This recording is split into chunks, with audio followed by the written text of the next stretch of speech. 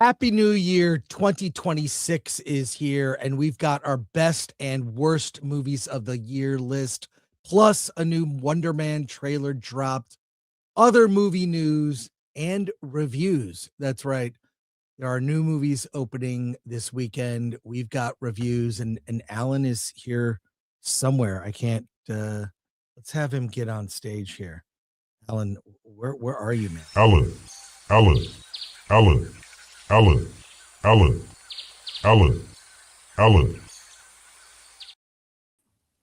Hey, Happy man. New Year.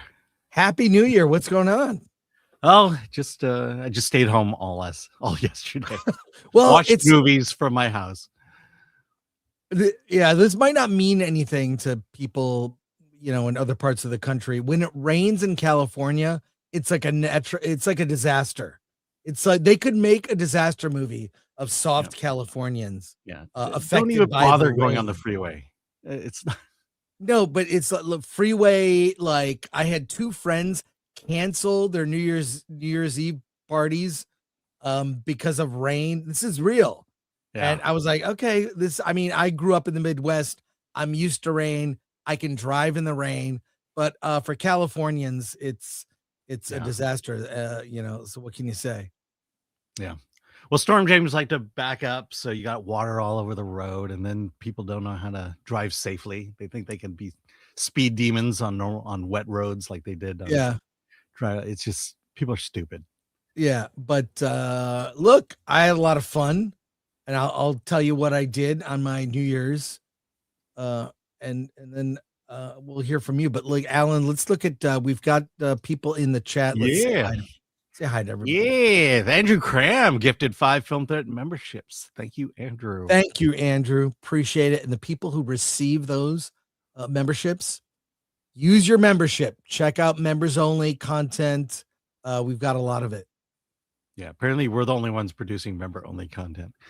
MK Solid, I had a dream that I was opening my whites only bubble tea business, but Alan and Simu Liu shut me down. Yes, cultural appropriation. It can't culturally appropriate. Can't do that. Make tacos instead. Bill S. Preston Esquire, happy Friday and happy New Year. Happy New Year to you, Bill. Yeah. Sons and Shadows cast, Chris Coffee Pool Time, 0 Cups.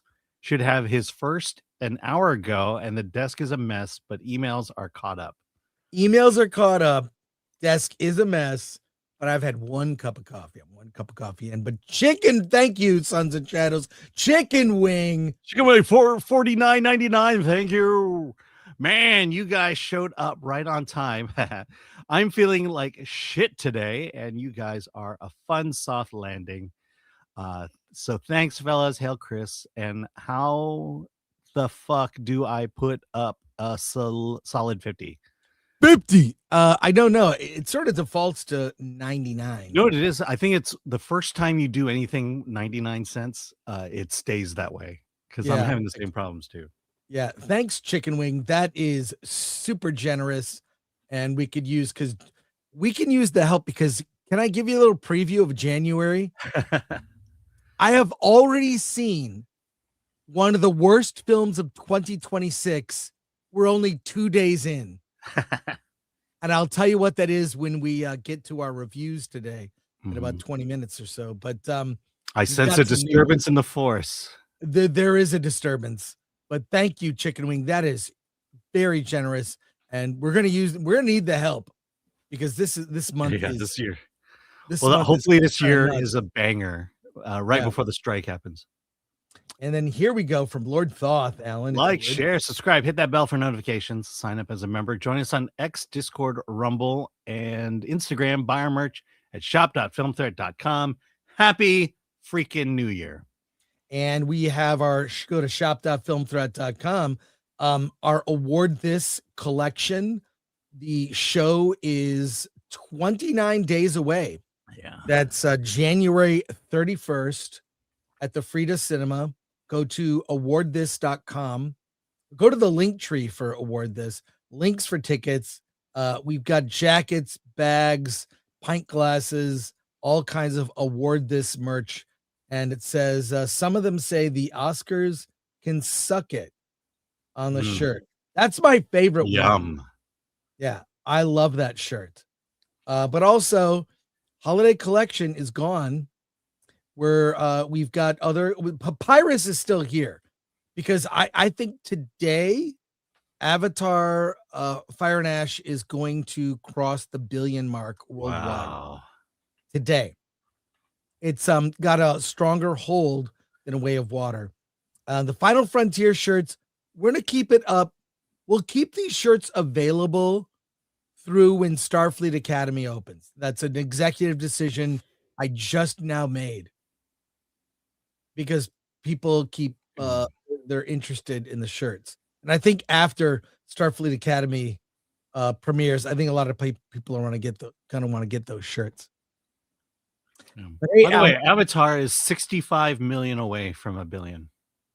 Yeah, it's gonna make it. Yeah. Yeah. The momentum is too strong. Yeah. Yeah, it is. But hey, Alan, what did you do for New Year's Eve, New Year's Day? New Year's Eve. We stayed home, and some of us are recovering from sickness. So I've mastered chicken soup in the Instant Pot. Okay, that is strange because it might be the weather. I also had chicken soup. You get the broth. I just get the broth. Then I just buy chicken and then pour it in the broth, and it's amazing. Yeah. It's so good. Well, I found a video from a 3-star Michelin chef who runs what is considered the best restaurant in the world, and he gave his chicken broth secret, and it's basically chicken, onions, carrots, and water and an Instant Pot. Yeah, that's all you need. That's all you need. But that's all you need.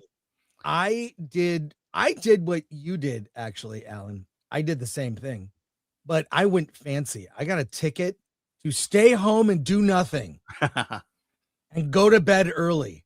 Literally, like, it's weird. I kind of went down to Old Town Pasadena, walked around. It was pouring rain. People were indoors. A lot of people from Indiana and Alabama from out of town because that was the Rose Bowl game. Yeah. But yeah, I stayed home. I stayed home and did nothing. Most of my friends ended up doing this because they canceled their holiday parties. Mm-hmm. So what can you say? Yeah.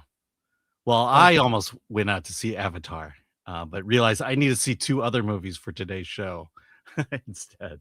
But I had a reason to stay at home and go to bed early because I got up at 6:30 a.m. crack of dawn. I ordered rain ponchos, which I wore to then walk up and see the Rose Parade. I'm a Rose Parade nerd. I'm gonna go through. I have some of the best clips on my feed. Yeah. Let's be real. You're a Rose Parade nerd for only one reason. Because you lived near the Rose Parade. I live 3 blocks off Colorado, and here they had wow. Now every float is kind of dumb. So it's like, let's promote Trader Joe's because the original Trader Joe's is here in Pasadena. In fact, I shop at that one on Arroyo. But also they do floats for like the city of Alhambra, or all the promotion for these floats is like the Honda. Shriners. And this float they had, I actually love this. It was a float of the Starship Enterprise, the original one, but it was promoting Paramount Plus. So every float somehow ties in to some weird promotion. Yeah. It used to not be this way. But here's the video. It's this one right here. This is the Paramount Plus Star Trek 60th anniversary. Who's on the float? I don't know who's on there. I don't know who's on the float. It's got to be Star Trek. Shatner's not on the float? Or? Yeah. Oh my God.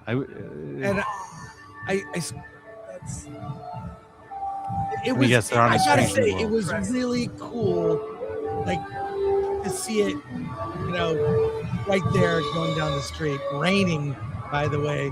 see all the people survive in the rain. It was really awesome. There's one thing they don't show you in the parade, um, is the pooper scoopers. Oh yeah. Let me show you. These are the pooper scoopers, the unheralded heroes of the Rose Parade. And every time they go by, I would scream out, give a shout out. Here we go. Here. They never show them on TV. Rarely. Only like the local news, ATLA 5. Yeah, the ones that don't cut to commercial. Here they are. They never show Look at them that big on bag. TV. The pooper scoopers. You see him scooping up the poop. I know. It's a dirty job. It's a dirty job, but I love it. I love the Rose Parade. I don't know. I'm like a nerd for it. And it was great. Went into Old Town Pasadena, went to one of my favorite restaurants, Edwin Mills, and had brunch. I had brunch sitting on the couch. It was a lot of fun. So that was my New Year's Day. And my New Year's Eve was stay at home, do nothing, go to bed early. So pretty much the same as you. Thanks, Alan. Hey, we do have news. The news keeps going. Netflix wants a 17-day release window. I don't like this. Not a fan, to be quite honest. Not a fan of this. Alan, you have notes for this story. Yes. I'll bring it up here, but I'm not a fan. I think 17 days is someone can say easily, I'll wait for streaming. But here we go. Let's give it to me, Alan. All right, here we go. Exhibitors continue pressuring Netflix to make a genuine commitment to theatrical release, especially as the streamer moves closer to acquiring Warner Brothers. The deal would come from contractual obligations to filmmakers who expect their movies to play in theaters, not just on streaming. Many insiders see Netflix's planned theatrical rollout of Stranger Things finale as a symbolic gesture rather than a policy shift. One source described it as an olive branch to exhibitors and a trial balloon to test the theatrical waters. Skepticism dominates Hollywood. Netflix co-CEO Ted Sarandos remains deliberately vague about what theatrical commitment actually means. While he publicly insists Netflix will honor traditional practices, he avoids specifics about how long films would stay in theaters and how many theaters they'd be in. According to Deadline sources, Netflix reportedly wants to keep films in theaters just 17 days after the Warner Brothers acquisition. Exhibitors see this as an existential threat. One insider warns the plan would steamroll the theatrical business. Major chains like AMC continue to hold the line at roughly 45 days, arguing anything shorter collapses the economical model of movie theaters. Netflix theatrical gestures may look conciliatory, but Hollywood fears they mask a long-term strategy to shrink theaters into irrelevance, with Warner Brothers leadership willing to cash out while the lights dim. Disappointing. Not enough. I think 45 days is, to me, the best. I'd like to see compromise. 45 days, but like, my God, it was back in the day. There was anticipation. We showed a video earlier this week with Batman 89 coming on VHS. Was a story on the local news. That's how important it was. It was, it was considered like an event. It's not special. It's not an event when movies open in theaters. It's, I'll catch it later. That's sad to me. It diminishes the value of the film experience. I mean, films like Star Trek II, The Wrath of Khan, Batman 89. I mean, they had a model which was theatrical. Then it would come out, you'd wait, you'd come out on VHS or was DVD, that you get a pay-per-view, PPV.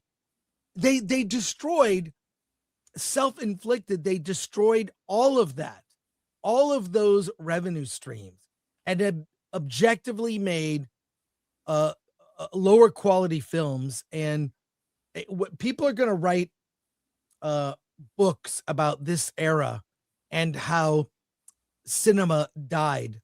And one person, Paul Chato, frequent guest on our Versus show, is seriously suggesting that the art of cinema could go the way of, say, like opera. Okay, they still perform operas, and operas are still around today, but it's a lost art.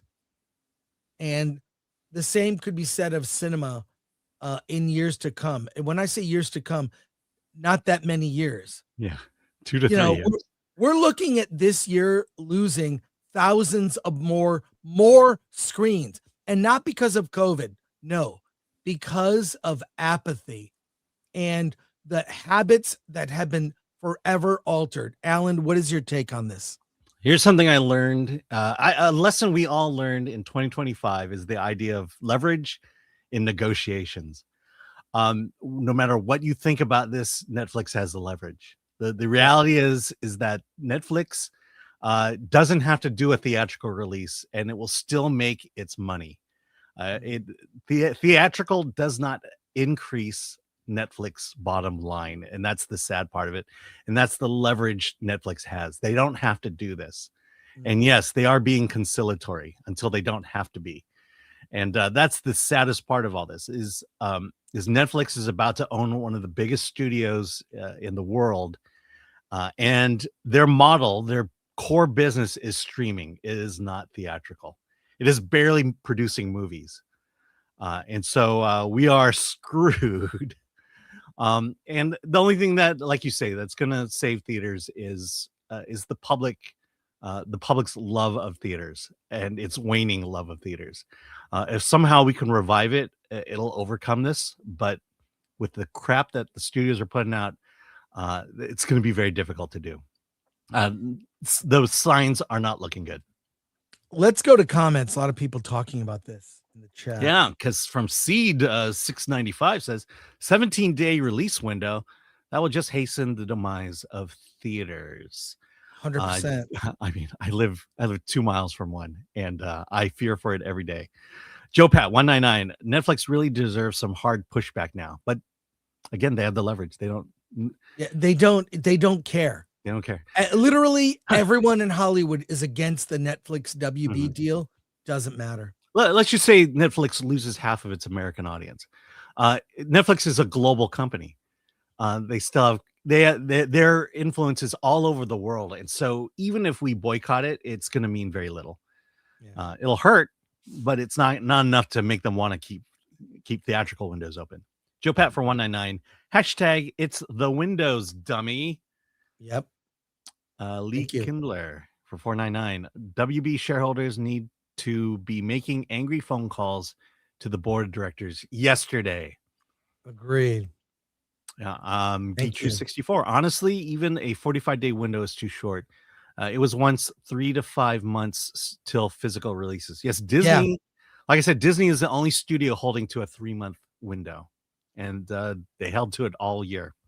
Yep. Tim is not funny. I was in a theater watching Stranger Things instead of watching the parade. Packed house and quite a scene. Played great. One of my favorite theater experiences in a while. That and K-pop Demon Hunter. Yeah, I heard that. Mm-hmm. I heard that people had a good time. That's great. Yep. Hey, why are comedies better in theaters? Why do you think, Alan? It's a comedy is a communal experience. If you are sitting around a bunch of people laughing, you are going to laugh too and have a better experience. Precisely. Mm-hmm. And there's a clip of Paul Rudd. I'll bring it up here so I can share it with all of you. Let's see if he stole from me. It's possible. From Discussing Film, Paul Rudd tells us why comedies like Anaconda work better in theaters rather than at home. And let's see what he has to say in this. Why does a movie like this, in your opinion, work best in the cinema? There's nothing better than being around a lot of people laughing at once. You know, it's contagious. It's a collective experience. It's watching a really great comedy with a bunch of people. You can't beat it. Sounds like I'm really trying to shill this thing. I do believe it. I think back to so many great movies. I remember seeing the South Park movie in a sold out. Oh yeah. And it was like a religious experience. Yes. The tears, crying. I remember like thinking back as a kid, seeing Monty Python movies in theaters. And it was just, it's like the greatest experiences ever. There's a weird thing sometimes it has that you're in a theater, you know, like, and you just hear like one person go, yeah, and like they laugh, no one else does. And then everyone laughs because they heard that person. And they're not even laughing at the movie. They're just laughing at that weird dude that just laughed. Like, Yes. you know, some of the biggest laughs I've ever heard in my life were in crowded movie theaters. And it wasn't because of the movie, it's because of somebody else in the theater. See, Alan, this is why you didn't like Anaconda as much as I did. Yeah. Because you seriously. I know. I was the only one in my theater. You were in a theater alone. That's why you didn't love it. I'll give you my top 3 comedy theater experiences. The first one was Airplane. The second one was Princess Bride. And then the third one was Team America, the ultra X-rated version. Just being in that group is the memories I have of that. Amazing. Hey, Marvel just dropped a new trailer for Wonderman. It comes out later in January. All the episodes are dropping on one day on Disney Plus. They're going to just dropping all the episodes. We've got this new trailer is very different. I don't know that we've learned much from this trailer. I did see it. I know the first one was underwhelming. Well, prepare to be whelmed.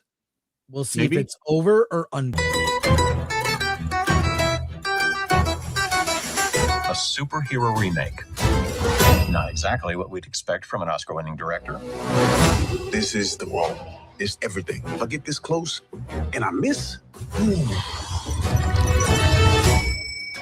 I'm gonna need you to sign this to confirm you don't have superpowers. yeah. I need to be in this movie. I was born to play this character. Acting is the sum of everything you've experienced. The joy, sadness, loss, heartbreak.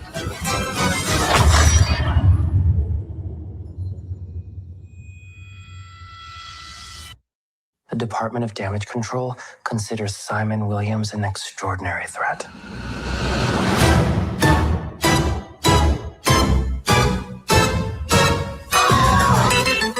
What?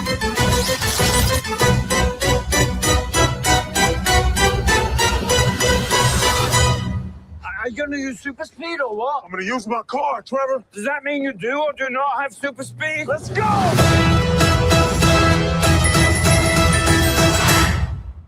Well, it's a comedy, and they're playing off the fact that there's superhero fatigue. Yeah, but it's a joke because in the show there's superhero fatigue. They're looking to reboot Wonderman, which it looks like they race swap the character. You think? Wonderman. It's a white character originally, and they're gonna do it with a black actor. Whatever. They're goofing and all this stuff. The thing is, it's true. There is superhero movie fatigue. And so I don't know that makes it funny. It's ironic. I don't know. I'm not sold on this. What do you think, Alan? I'm not sold. Is there superhero fatigue? Because I remember when I was a kid reading Wonderman. He was part of the Avengers. He had a limited series once in a while. I really liked Wonderman. I was a fan of Wonderman. And so you hear they're making a Wonderman movie. And guess what? Wonderman is just one of those niche characters. You know, he's not as popular as Captain America and Spider-Man, but he's beloved by many who read it. And I think Disney and Marvel has basically said, well, only a few people know Wonderman, so let's take the character and do whatever the hell we want with it. And better yet, let's look, all the chuds out there, they're into superhero fatigue. Well, let's play into that. And we'll get one of our great Marvel writers, you know, the ones who've been writing Ms. Marvel and everything else. let's let them handle it because they have a good grasp of what people want and what people are thinking. And we're gonna put it all in a miniseries. And guess what? Let's not release it week after week. Let's release it all on one day. Why? Because we made a huge mistake. We made a massive error, and we just got to dump this thing. And that's what they're doing. And hey, end of January, we are there. We're going to be there for the dumping. Well, we will, of course, review all the episodes. I do know someone who's seen all of it. Yeah. And they say it's amazing. They say it's the best. It's a low bar, but they say it's the best Disney Plus series. It's very funny. I mean, do I know this person? I don't know if you do. I know this person. No, I was looking for a specific answer and you didn't give it. So. No. I'm just saying I know someone who's seen it and they really liked it a lot. So there you go. Make of that what you will, Alan, but we will review all the episodes. Let's go to your comments and then we'll get into our reviews. We're going to review some movies and then we will reveal our best and worst of the year list. All right, Zodlander for 100 Swedish krona. Netflix needs to fix their season 2 curse somehow. Most season 1 shows Netflix are good but lose momentum fast. They need to stop wasting money on Rebel Moons and The Message. Make people stay. Zodlander, I agree with you. I loved season 1 of Stranger Things. I started to watch season 2 and it just got bad real quick. And I was like, I'm good. Now I see a lot of people in our sphere that I know that I'm good friends with, like Az and Gary from Neurotic, and they're all just suffering. And I just look and I'm like, I made a good choice. I know. Every time I see someone that I know posting about Stranger Things season 5, all I post is justice for Barb. So there you go. That's why I don't invest in television shows anymore. Emotionally. Well, it takes a lot for me to invest in a show.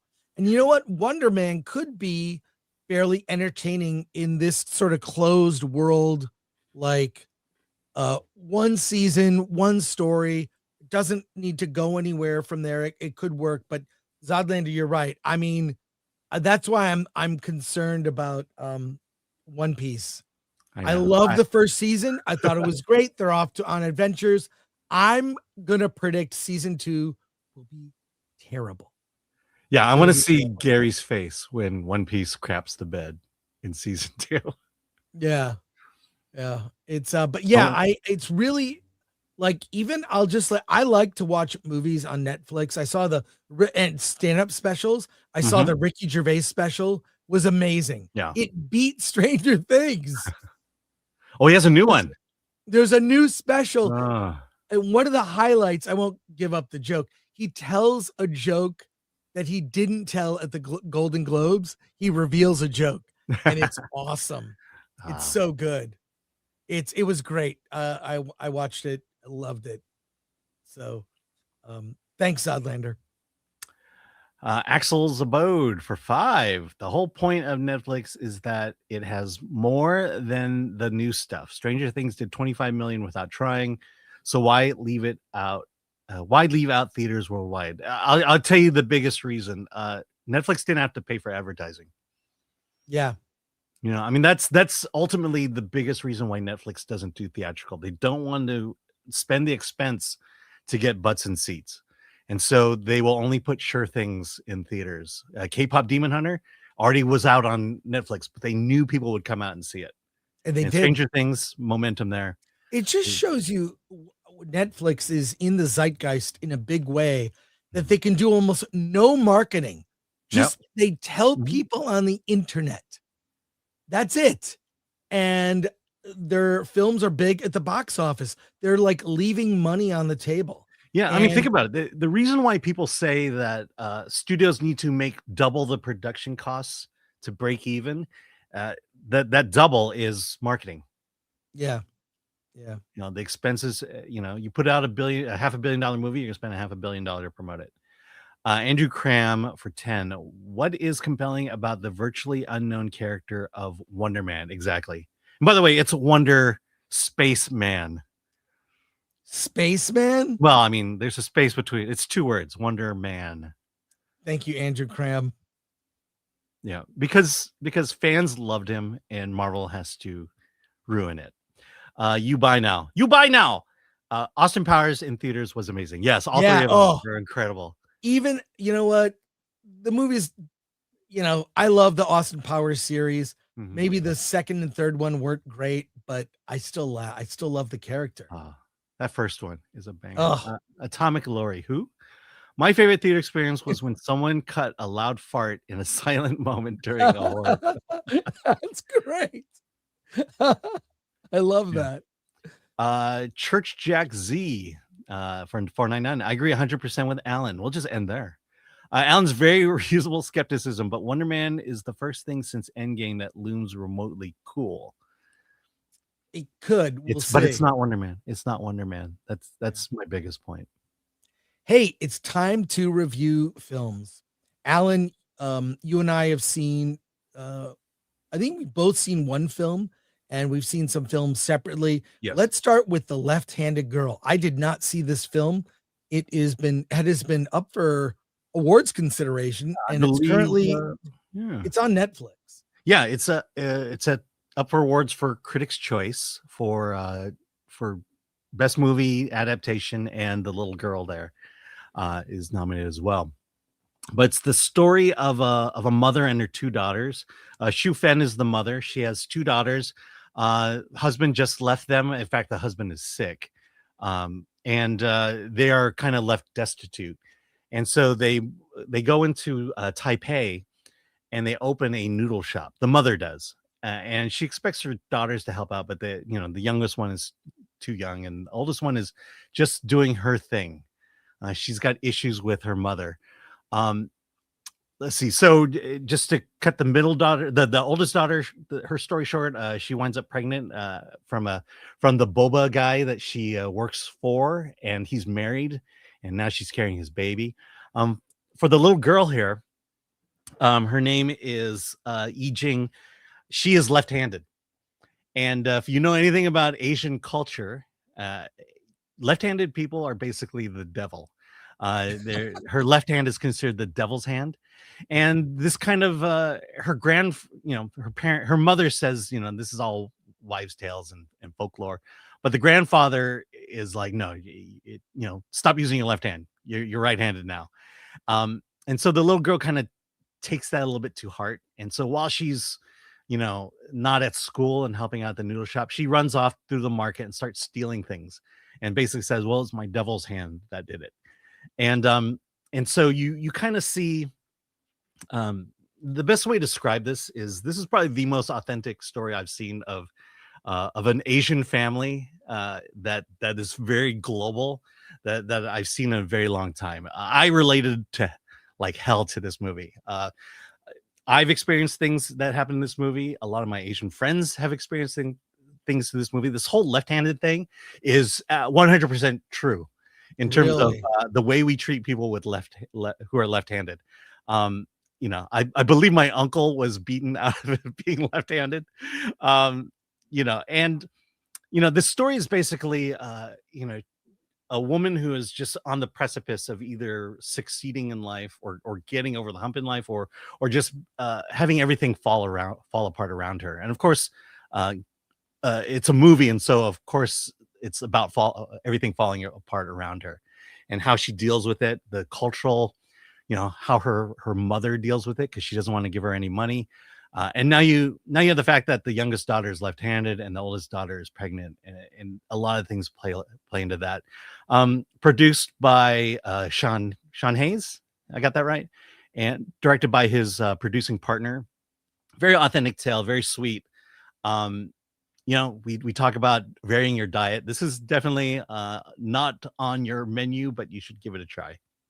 And if you want to laugh, watch the English dub of this, because somehow Netflix, their English dubbing division is hilarious. Well, I'm interested because Was this movie shot with an iPhone? Yes, it was. It was shot with an iPhone and produced by Sean Baker, Sean Baker. who made Honora last year and gave what I thought was the best speech at the Oscars, talking about theaters and supporting the theatrical experience. So I'm immediately interested in that. I believe he also edited the film. Yeah. Yeah, produced, Yeah. edited. So yeah, and it sounds like it was done very authentically.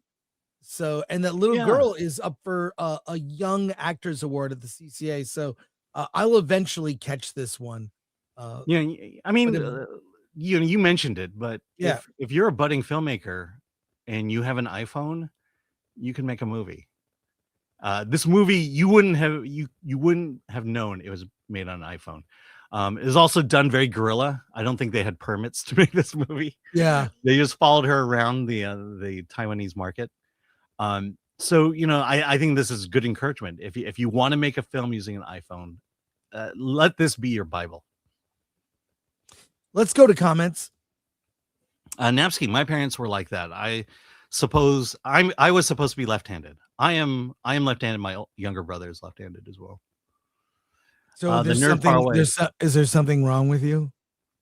Yeah, I'm cursed.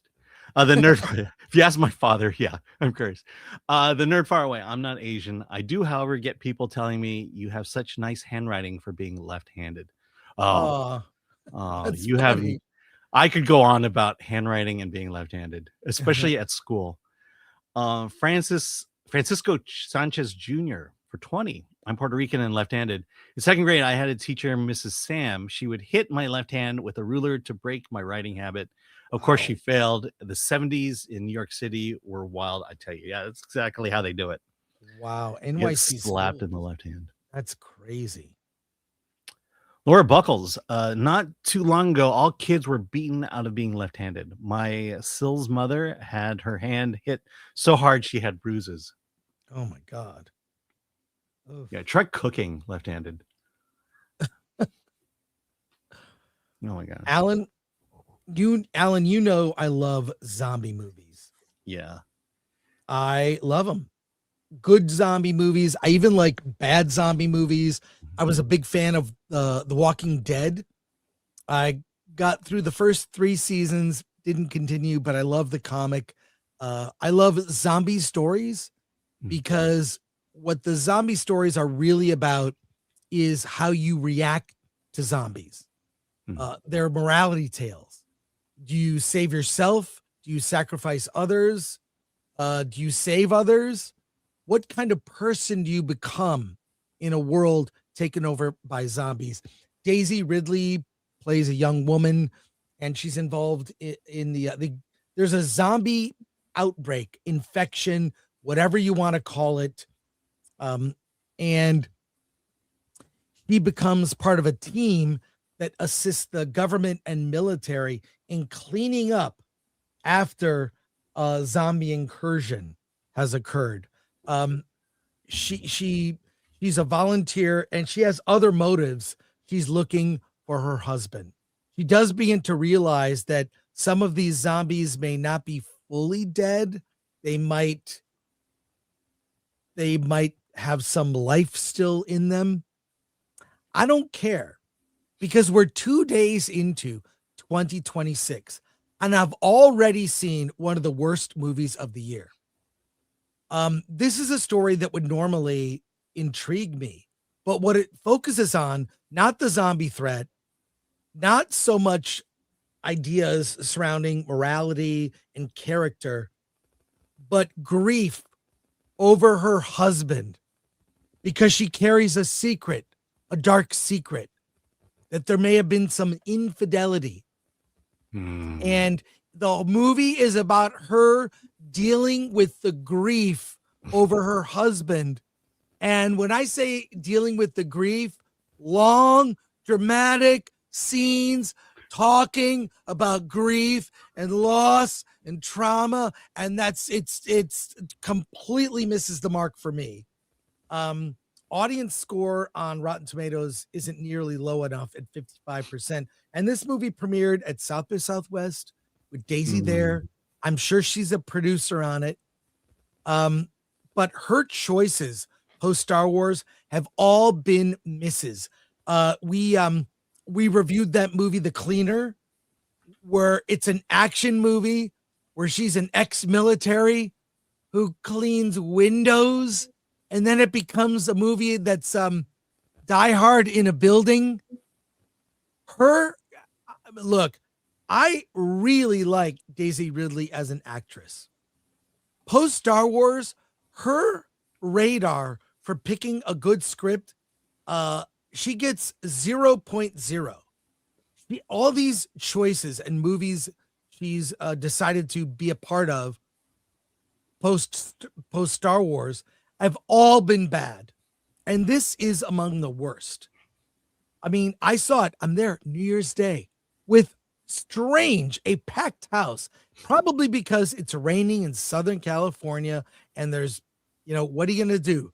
Go to the movies. I was pumped to see a good zombie movie, and Daisy Ridley, I have nothing against her.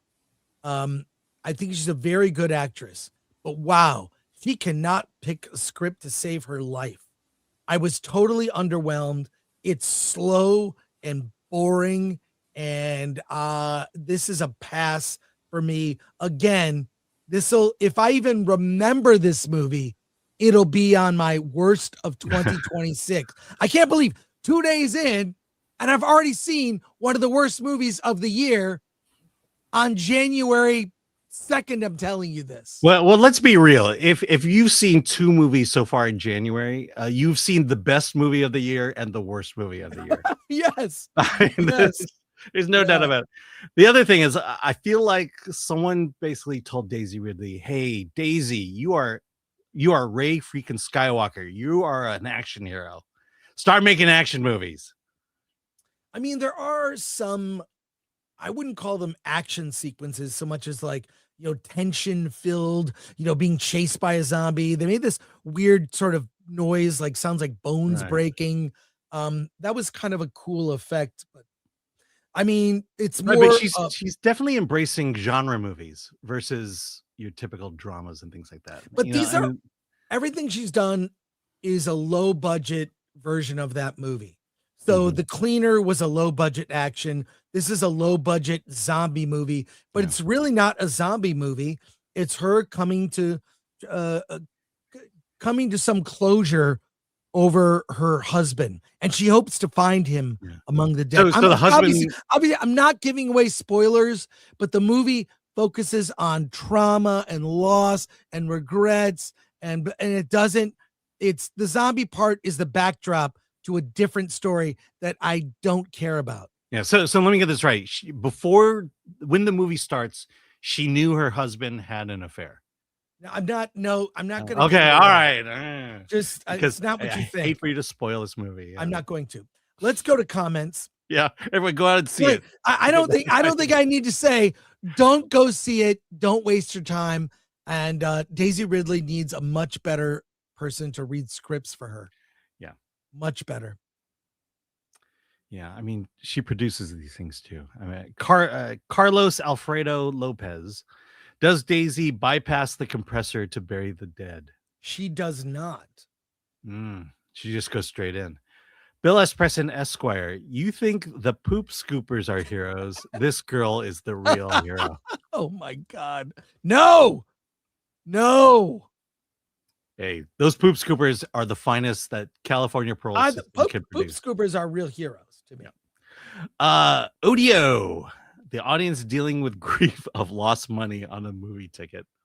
You know what? I saw it. The audience, I was surprised how many people were there, and they were just I would have I hate when people go on their phones at the movie theater. I almost did it. I did not do it. Yeah, I almost went to see Avatar yesterday, and it wasn't packed, but it was full. Wow. Axel's Abode, Die Hard in a building that's Die Hard. Well, The Cleaner, go look it up. We did the review of it when it came out last year. Sin's Corner, hey Sin. We Bury the Dead was Regal's latest mystery movie. I screened it a few weeks ago and was pretty meh. Oh, thanks, Sin's Corner. Yeah, I almost went to that one. Subscribe to Sin's Corners channel. He goes to all the mystery movies and does a live stream reviewing the Regal or AMC mystery movie. And she does a great job with other critics on there. Yeah. Shout out to And, Sin's Corner. This So, Monday is a horror film. is it Monday? Yeah. Yeah, it's a Scream Unseen. Nice. Hey, Alan, you saw a film that I did not. Yeah. Indian film Dhurandhar. Oh yeah, here we go. Okay, I saw the trailer for this. It looks nuts, over the top, epic scale. Tell me about Dhurandhar. Okay, so this is essentially it's Donnie Brasco, but for terrorism. So the movie kind of runs parallel with true Indian history.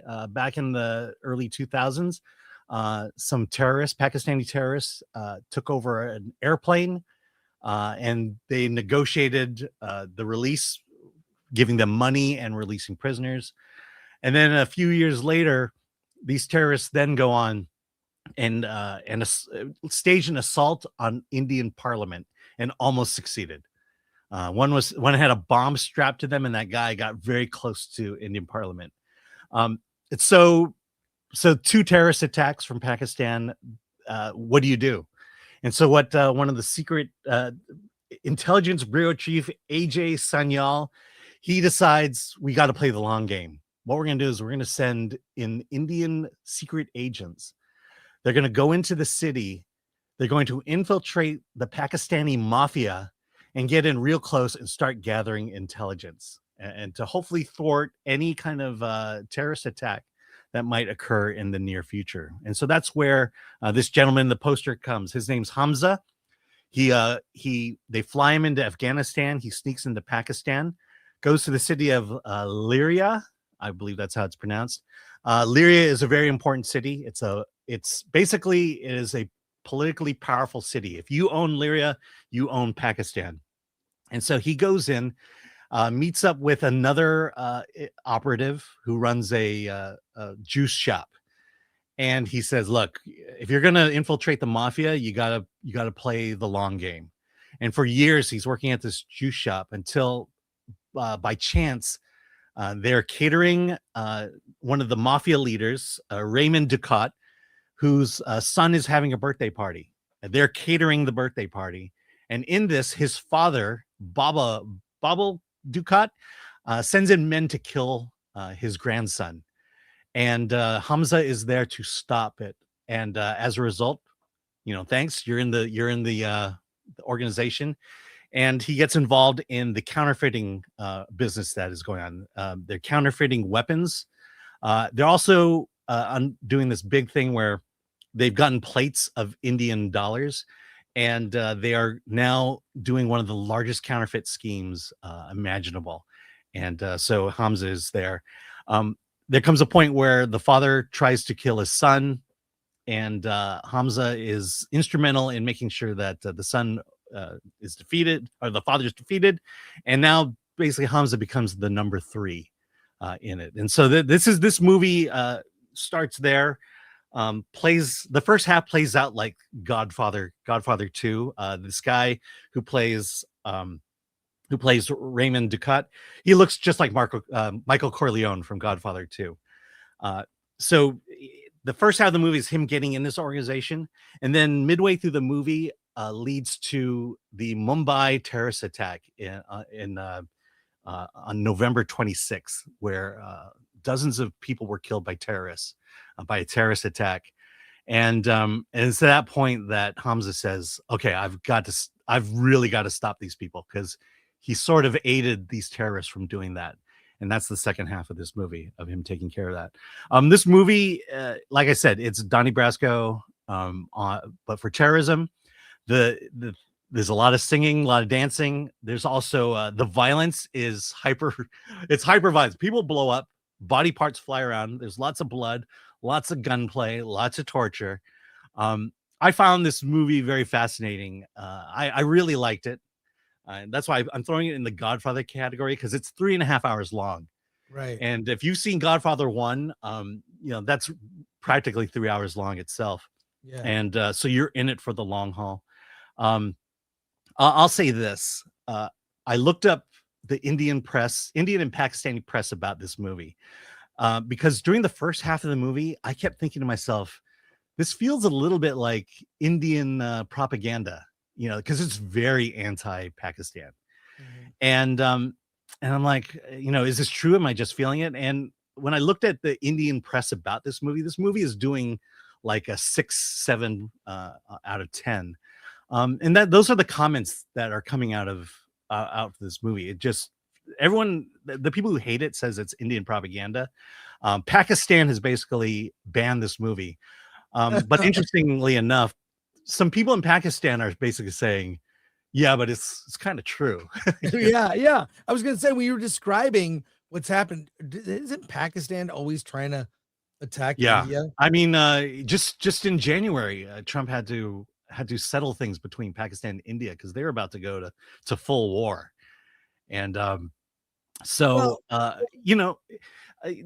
so, I realize we have a lot of Indian viewers who are going to see this. I'll say I really like this movie as an action movie. I liked it as this subversive, undercover agent, infiltrating the mafia. And they set up, look, this movie wraps up all its loose ends. And then it sets up the sequel because in the end of the movie, you realize you figure out they reveal who Hamza really is and how that's going to play into the sequel. And the other funny thing is the Indian government won't confirm whether this movie is true or not because they don't want to admit that they've sent in operatives. Oh, that they have secret agents. Yeah. Wow. So this is based on true stories, assuming that India is putting people in Pakistan to infiltrate the mafia. And I'll just say regarding the anti-Pakistani, the movie makes a weak attempt at saying, no, we're really going after Pakistani terrorists, not the people of the country. But they certainly could have done a better job explaining that. Well, I care about the action. If if the action's good, but it's based loosely on truth. Yeah, if it's actually true.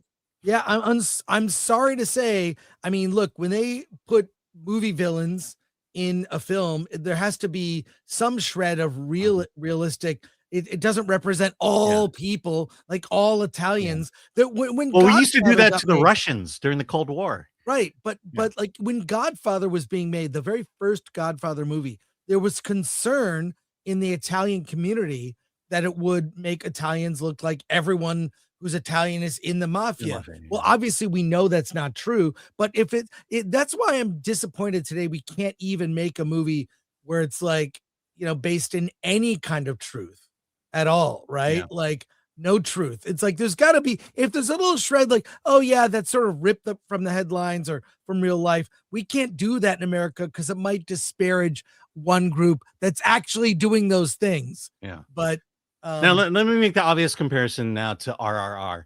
The reason RRR is a better movie is because it has heart. It's a story about brothers.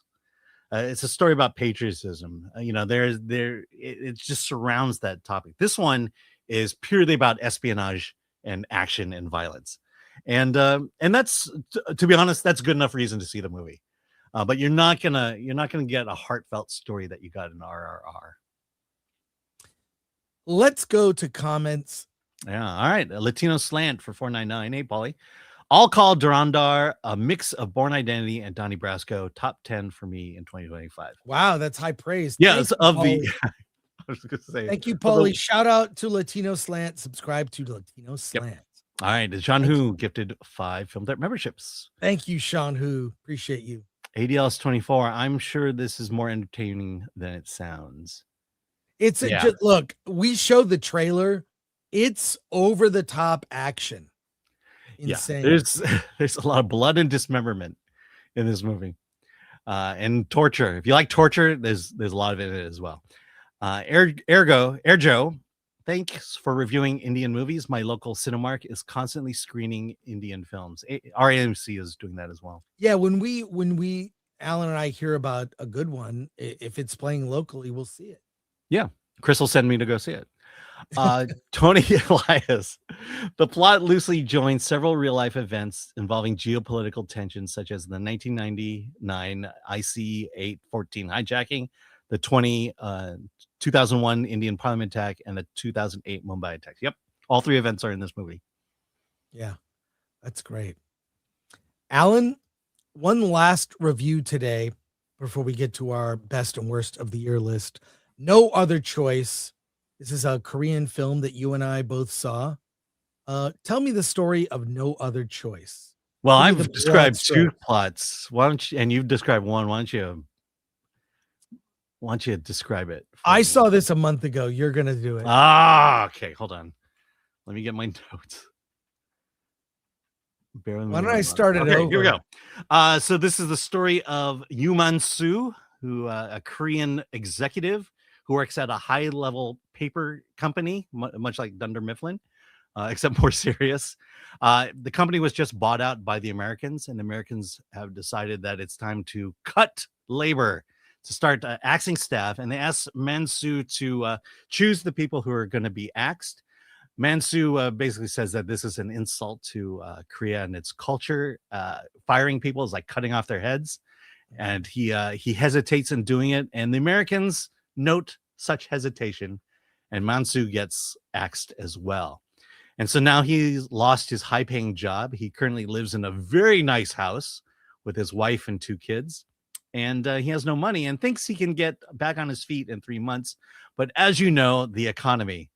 And he is not able to find a job in 3 months. And so now tough decisions have to be made. Got to start cutting back. This is an old family home of his, and so he doesn't want to sell the house, but they need to cut down on they need to change cars, downgrade the cars. They need to stop extracurriculars like his daughter's cello lessons.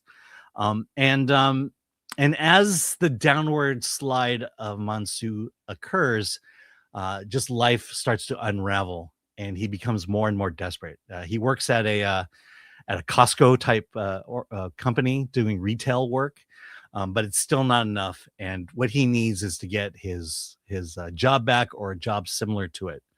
But because of that, because of the economy, a lot of other people are losing their jobs. A lot of his co-workers, his co-executives are losing their jobs.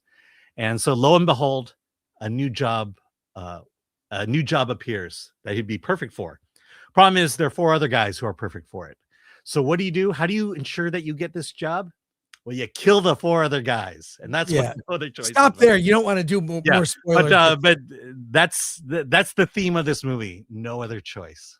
Yeah, it's he has to really cut out the competition and get rid of. He has to dispense with the competition for this other job.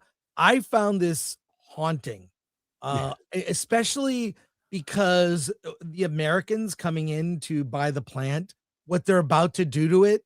They have these plants. I just learned about this. These plants that are dark, because everything in it is AI and robots. Mm-hmm. You don't need lights in the plant, so they don't have lights. It's literally complete darkness that these plants function. Yeah, And- Americans. Yeah, and they show this. There's footage in the movie of kind of this automation that's coming for all of us. It's scary what's about to happen to manufacturing across the world in terms of how it will affect the job market. This movie is a warning for that. Now, the film is, I love all the stuff with the family, how he's just got this perfect life, perfect wife, these 2 kids. They have their own little plot lines and stories and struggles, but what he's driven to do to fight for his family, it's dark, and he knows it. And you see him struggle with what he's about to do. I mean, parts of this movie are very uncomfortable, very uncomfortable, but I'll say in the end, I really enjoyed it. What did you think, Alan? Yeah, I mean, I liked it. Obviously the comparisons are going to be made with Parasite. Right. But I think what I liked about Parasite was the story was much simpler in terms of, the through line was very straight and direct. This one branches off a lot. you're doing a lot of juggling in this movie. There are a lot of characters to follow and take care of, and so you've really got to sit there and pay attention, especially if you're reading it. There's no, you're gonna have to concentrate. But yeah, I think you're right.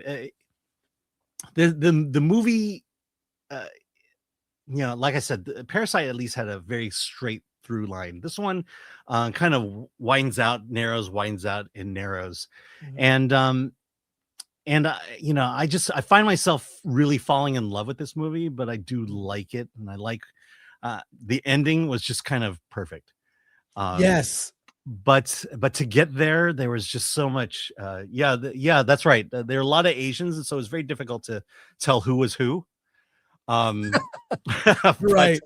Sure. what I like about this movie is that it doesn't go to, it's like no American could have written this movie, because Right. every action, every decision, every choice that needs to be made has consequences, and it has very weird consequences. Yeah. The consequences aren't expected, they're expected, they are good, they're bad. And and I think I kind of likened also to Marty Supreme. Does he deserve the ending? I wonder. Well, there you go. Yeah. Let's look at comments. By the way, they show how AI can cut down an entire forest. It is haunting. Ololi Yukui, I figured that since it was Park Chan-wook film, there would be murder. Maybe. Yeah, Yes. there is. I Yes, mentioned that. correct. Tim is not funny. Overlapping themes with Parasite, but didn't feel redundant. Could make a double feature. Yeah, I I'd don't like know. to see. I'd really love to see an American remake of this. You don't. could because you could do it. Parasite, I think, would be difficult. This you could do it. You'd have to change it culturally, but it really hits on themes of what's going to happen in the workplace. Yeah, but I don't trust Hollywood to stay with those themes. That's the problem. Yeah, they're going to meddle with it in a way that they would violate the story. They would make it about race for sure. Yeah. Well, the father would be white and the wife would be black. Yeah. Uncle Jimmy Jam. I can't wait to see this. I love these type of stories. Yeah, that's great. Hey, it's limited time. release, by the way. Hey, it's time, Alan, for us to reveal our best and worst of the year. We're going to start with the worst films of 2025. This is my list. We have separate lists. I'm going to go through them, starting with number 10, Jurassic World Rebirth. How have they gone this long in the series? The 7th Jurassic Park movie, or what Jurassic Park spawned, and they've gotten this bad where based on identity, I could tell you the fates of every character, and I was right. Characters protected by plot armor. It's just this series has not evolved to make it interesting. Even in the opening scene of the movie, there's like a dinosaur that's holding up traffic. Dinosaurs have become boring. So have these movies. That's my number 10. At number 9, Cleaner. We were just talking about Daisy Ridley, and she likely will have another movie in worst of 2026 with We Bury the Dead. But Cleaner was god awful, terrible, awful script. She is a very good actress who makes bad choices on scripts. Cleaner is number 9 for me. It's Die Hard in a building with a girl boss that cleans windows with ex-military experience. It sells itself, but it's god awful. I like how you say it's Die Hard in a building. Yeah. Yeah, it's Die Hard in a building. Yeah. Okay. Which makes no sense. Okay. At number 8, we've got Run. You probably don't even remember. You don't remember this movie. I do. It's a science fiction movie about aliens that come to Earth, and the light from your cell phone can scare them off. It's so bad and incompetently made. Go look up my original review of Run. God awful bad. There are 7 more movies that are worse than this, if you can believe it.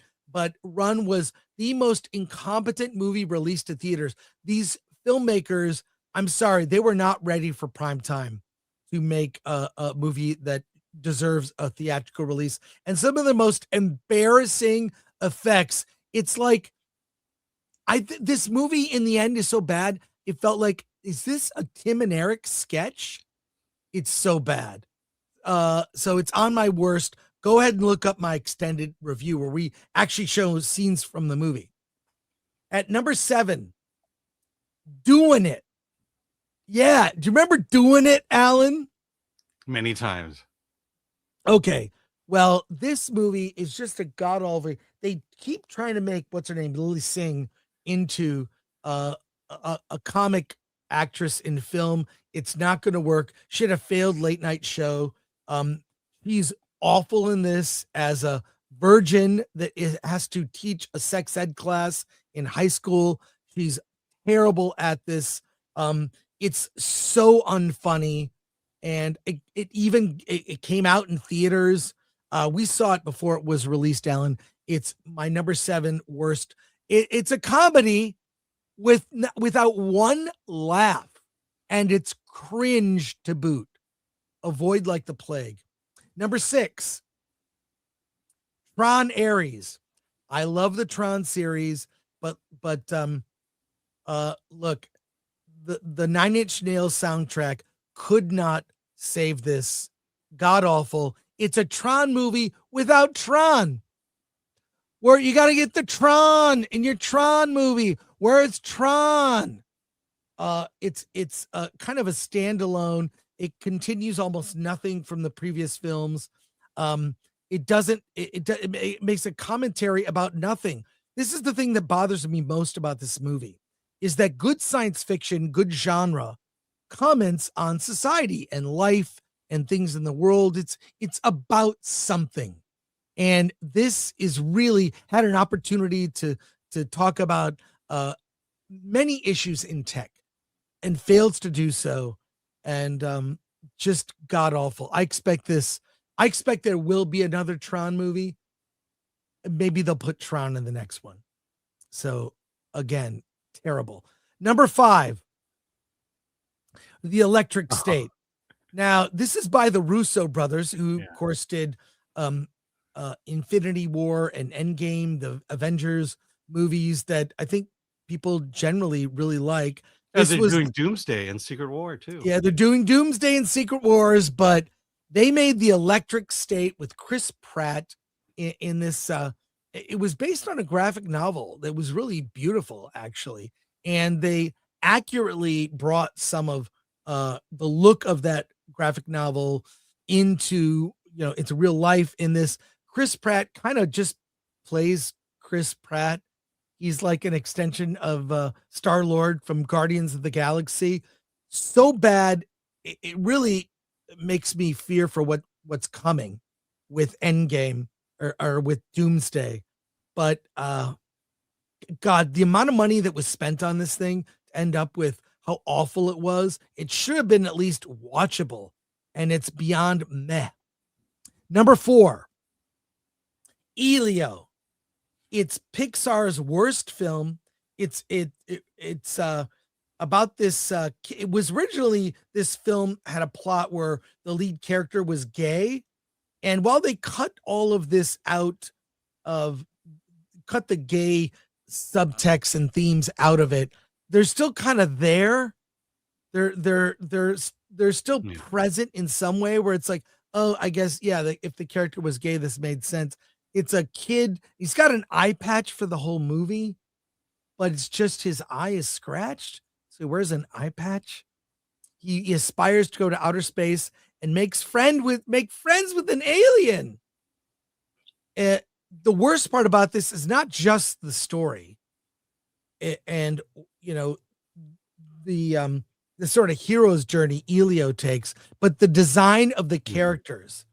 It's like they were drawn by a 3-year-old. Embarrassing for Disney and Pixar, and one of the worst. Not only one of the worst films of the year, worst animated movie of the year. At number 3, Snow White.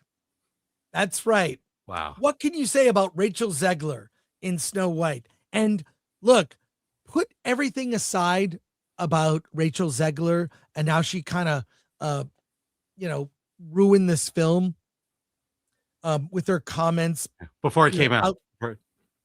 before it came out, her political comments, put that all aside. It's a god-awful movie that betrays the original fairy tale and the original vision of Walt Disney.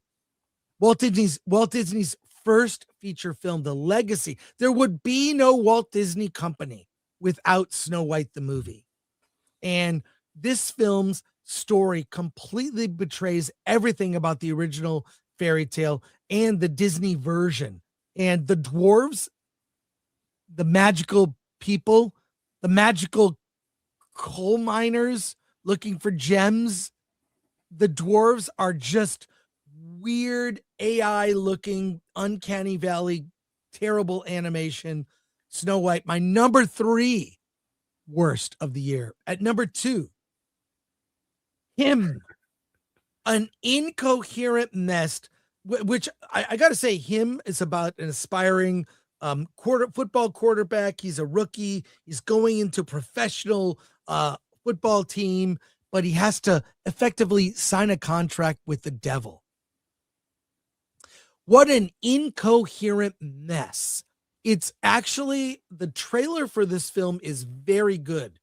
Lays out a combine horror with football. I'm all in. But what an awful, god-awful mess this turned out to be. It's incoherent and incompetently directed, where you're like, wait, what? And it's so simple. It would have made a better short film, but it's just great trailer, bad movie. And my number 1 worst film of 2025 is, that's right, War of the Worlds with Ice Cube. What can you say about a movie where Ice Cube is on a screen yelling at people, trying to save the world from an alien invasion? It's so incompetent, so bad, made during COVID, which is no excuse. And by the way, I have seen other Screen movies that function very well as a thriller, suspense. We've seen other movies that use Searching this. is one. What's that? Searching is one. Searching is one of the better ones with John Cho.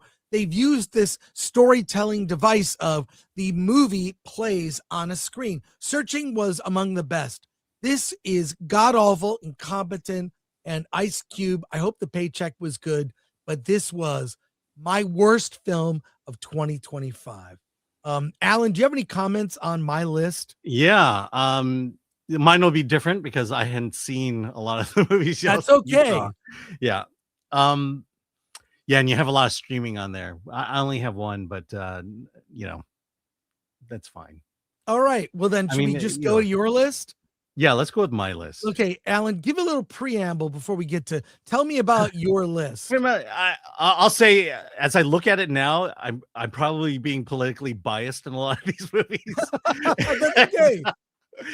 So I will fully admit that. Also, there were a lot of bad movies this year. Yeah. And why there were some of yours that I wish I'd put on mine, but then I realized, but then I'd have to take something off. Yeah, but this is why we're a team. Yeah. Is you fill in the gaps for me and vice versa, and you get 2 opinions. But Alan, why don't you present your list and go from 10 to your top one? Well, then last thing I'll say about my list is I think the theme in a lot of these movies is it should have been better.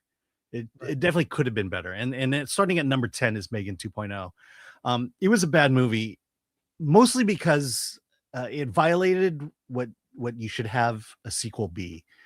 A sequel should take what you love about the first movie, put it in the second movie, and then expand from there. In this movie, the first Megan movie, what we loved was the killer robot toy. the one that was just murdering everybody. In here, they turned Megan into, yeah, she had murderous, predilections, but she becomes now the good guy, which is this theme that Hollywood keeps going on to. If we create a great bad guy, we got to make him a good guy, and that's what they did with Megan 2.0. So even Jason Blum made the same comment when he basically went on Twitter and apologized for the sequel. All right, number 9 is Heads of State. I forgot that one. That's I know. good. Just a bad movie, a badly written movie, and the main reason it's on there is I just wanted to salute John Cena on decades of entertaining me and in the wrestling industry. You went out as the greatest of all time. Your heel run this year or last year was perfection. I loved it. And you made a horrible movie, Heads of State. All right, number 8. Eddington. This is the start of one of a few political movies. We are in such a divided time. What I want to see in a movie is balance. And what editing tried to do was be balanced, but it was written by people who really still don't care about both sides. And the Joaquin Phoenix character is supposed to be, the MAGA crowd. And it's just, he just plays it out as the stereotype of what the left thinks the right is. And just becomes irredeemable by the end. Very boring. Number 7. Doing It. We both had Doing It on number 7. Number 7 we is agree. Yeah, but it is an example of the worst of comedy. It's a movie whose premise should have been great. There were several things missing in it. Boobs were one or two, and then just good jokes. It's when you do a sex comedy, you've got to cross that line. And this movie, it sort of exclaims itself or pats itself on the back by saying we didn't cross a single line here, and the movie shows. You've got to cross that line. You've got to be offensive. And also Lily Singh she's the comedian who makes weird remarks and then thinks it's funny, or makes ironic comments and thinks it's funny. And that's what this movie is from start to finish. All right, number 6, Captain America: Brave New World. This is one of 2 Marvel movies where the villain is defeated through empathy. And this is probably the worst example of it. We could go on and on about whether Sam should be Captain America. But again, this was just this earnest attempt to correct and redo what Captain America, the faults of Captain America, Steve Rogers, and put it all into Sam. And again, the only way he's able to beat the Red Hulk is think of your daughter. Think of your daughter. All right, number 5, Predator: Badlands. I think you like this one or came close to it. But this one, again, it's the bad evolution of this series. Why do we love Predator? Well, Predator was an alien who hunted the average guy, or at least, the above average guy in Arnold and the Danny Glover. And it was, the movies were about how does this guy with resources that everybody has, how do you defeat this alien that is invisible, has better weapons, and is stronger and better than you? How do you defeat that person? That's the theme of the Predator movies. Even Predator: Prey went on that. It was, how do you defeat a predator when you're just a Native American with a bow and arrow? This one is the backstory we thought we never needed, and we don't need it.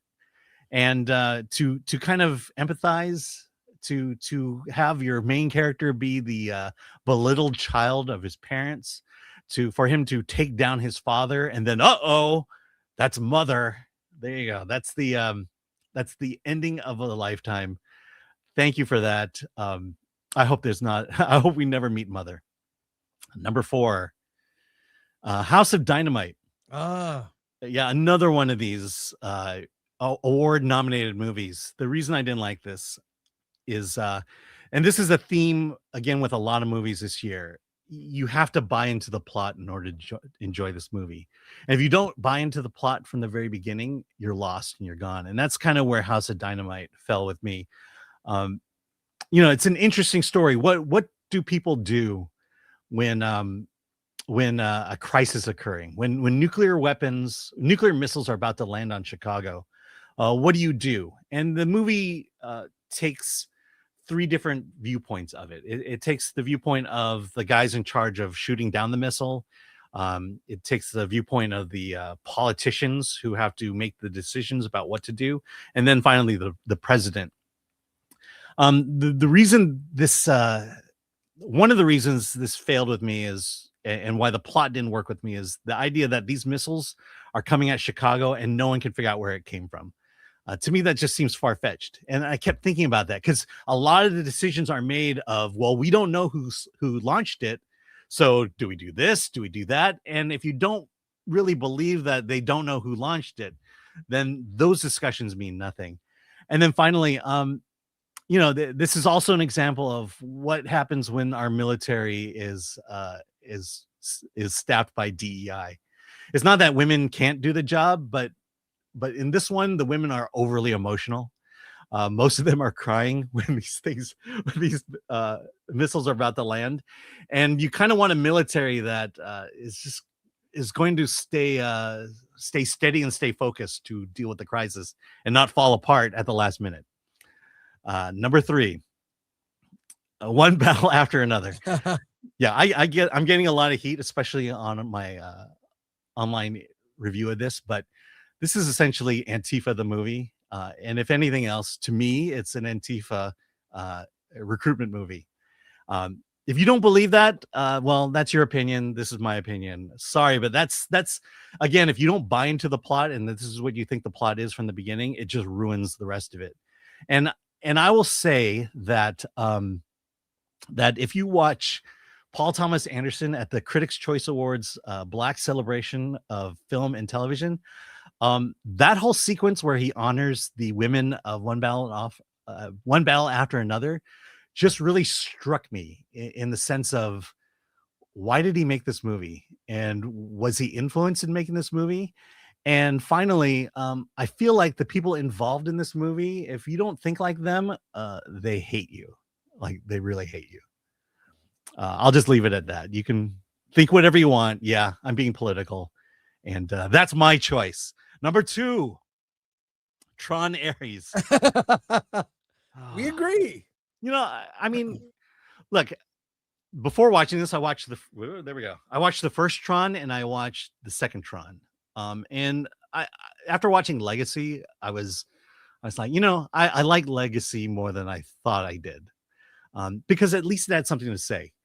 In Legacy, you had basically a son chasing his father, a father who basically decided that in order to save the world, he has to trap himself in the computer world. And you're playing with those kind of dynamics. This one is just, what if they all got out, and let's create some incredible battle sequences. Look, I think the visuals are great in this movie, but that's pretty much all you can say about it. Jared Leto is a big thud as Ares. He becomes what he does for no particular reason other than, this is 2025 and he's got to have feelings and emotions about the world. And it's just making these political statements out of nowhere. And it's a movie that ultimately says nothing in the end. And then finally, number 1, Snow White. Yeah, makes sense. Yeah. Look, Wish was the culmination of 100 years of the Walt Disney Studio, and they destroyed it with Wish. Snow White represents the beginning of the Walt Disney Studios, and they destroyed it. Not only did Snow White birth the company, if Snow White had failed, there would not be a Walt Disney Company, and he was close to failing. And this is what we do to Walt Disney's legacy. We tell him, well, you told a bad story. back in when the movie came out, it was a different time. Misogyny was rampant. No, we're going to take that movie and we're going to fix it. And this is the theme I've had with Disney ever since they fired Lasser, is they felt that they had to take the Walt Disney legacy and fix it.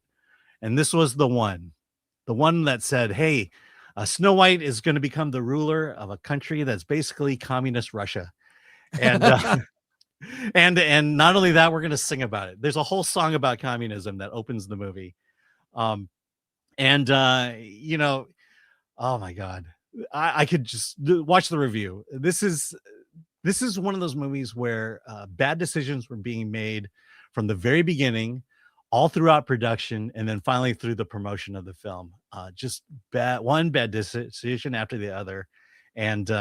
And Walt Disney is now rolling over in his grave. So congratulations, Snow White. Well, I got to say, I agree with all your choices. And I'll also add that there was some crossover, but you covered a lot of, the things I didn't. I did have some honorable mentions I want to go through. It's real quick, but this is honorable mentions for worst films of the year. Captain America: Brave New World, G20. You forgot G20. I know. Well, again, 10. You can only pick 10. I know, but like there were The Home with Pete Davidson, The Long Walk, I thought was god awful. Mickey 17, Queen of Coal, which we just reviewed. The Woman in the Yard came out last summer. Terrible horror film. Orwell 2 + 2 = 5. Not only that's a documentary, whatever, but it's betrays the very legacy of Orwell. And you know what else is on my worst? It wasn't even on my worst of the year list. Worst honorable mention, Superman, because the movie disappointed. It really was a colossal disappointment. It needed to do.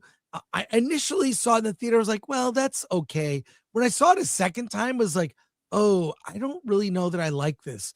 And then the debate happened after Superman came out, and a lot of people saying, I don't know, Man of Steel. I've looked back at Man of Steel. I can find places in that to watch. I'm moved. The score, it's epic. You might not love everything about Man of Steel, but it aspired to do something, and it was different. And Superman, Gunn's Superman just left me cold. It was a real disappointment. So I'll show you my honorable mentions for best films of the year, but we have a lot of comments. We'll go through Alan and I's best of the year, but let's go to your comments because we have so many, and we'll do that again. So we'll go, Alan. All right, here we go. Latino Slant, Polly for 2. Worst, Hurry Up Tomorrow, Tron Ares, Rosario, and Snow White.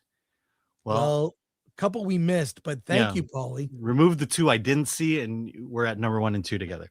Yeah. Super Moron for $4.99. I go to the movies 2 to 3 times a month, and legit thought they ended up canceling Snow White.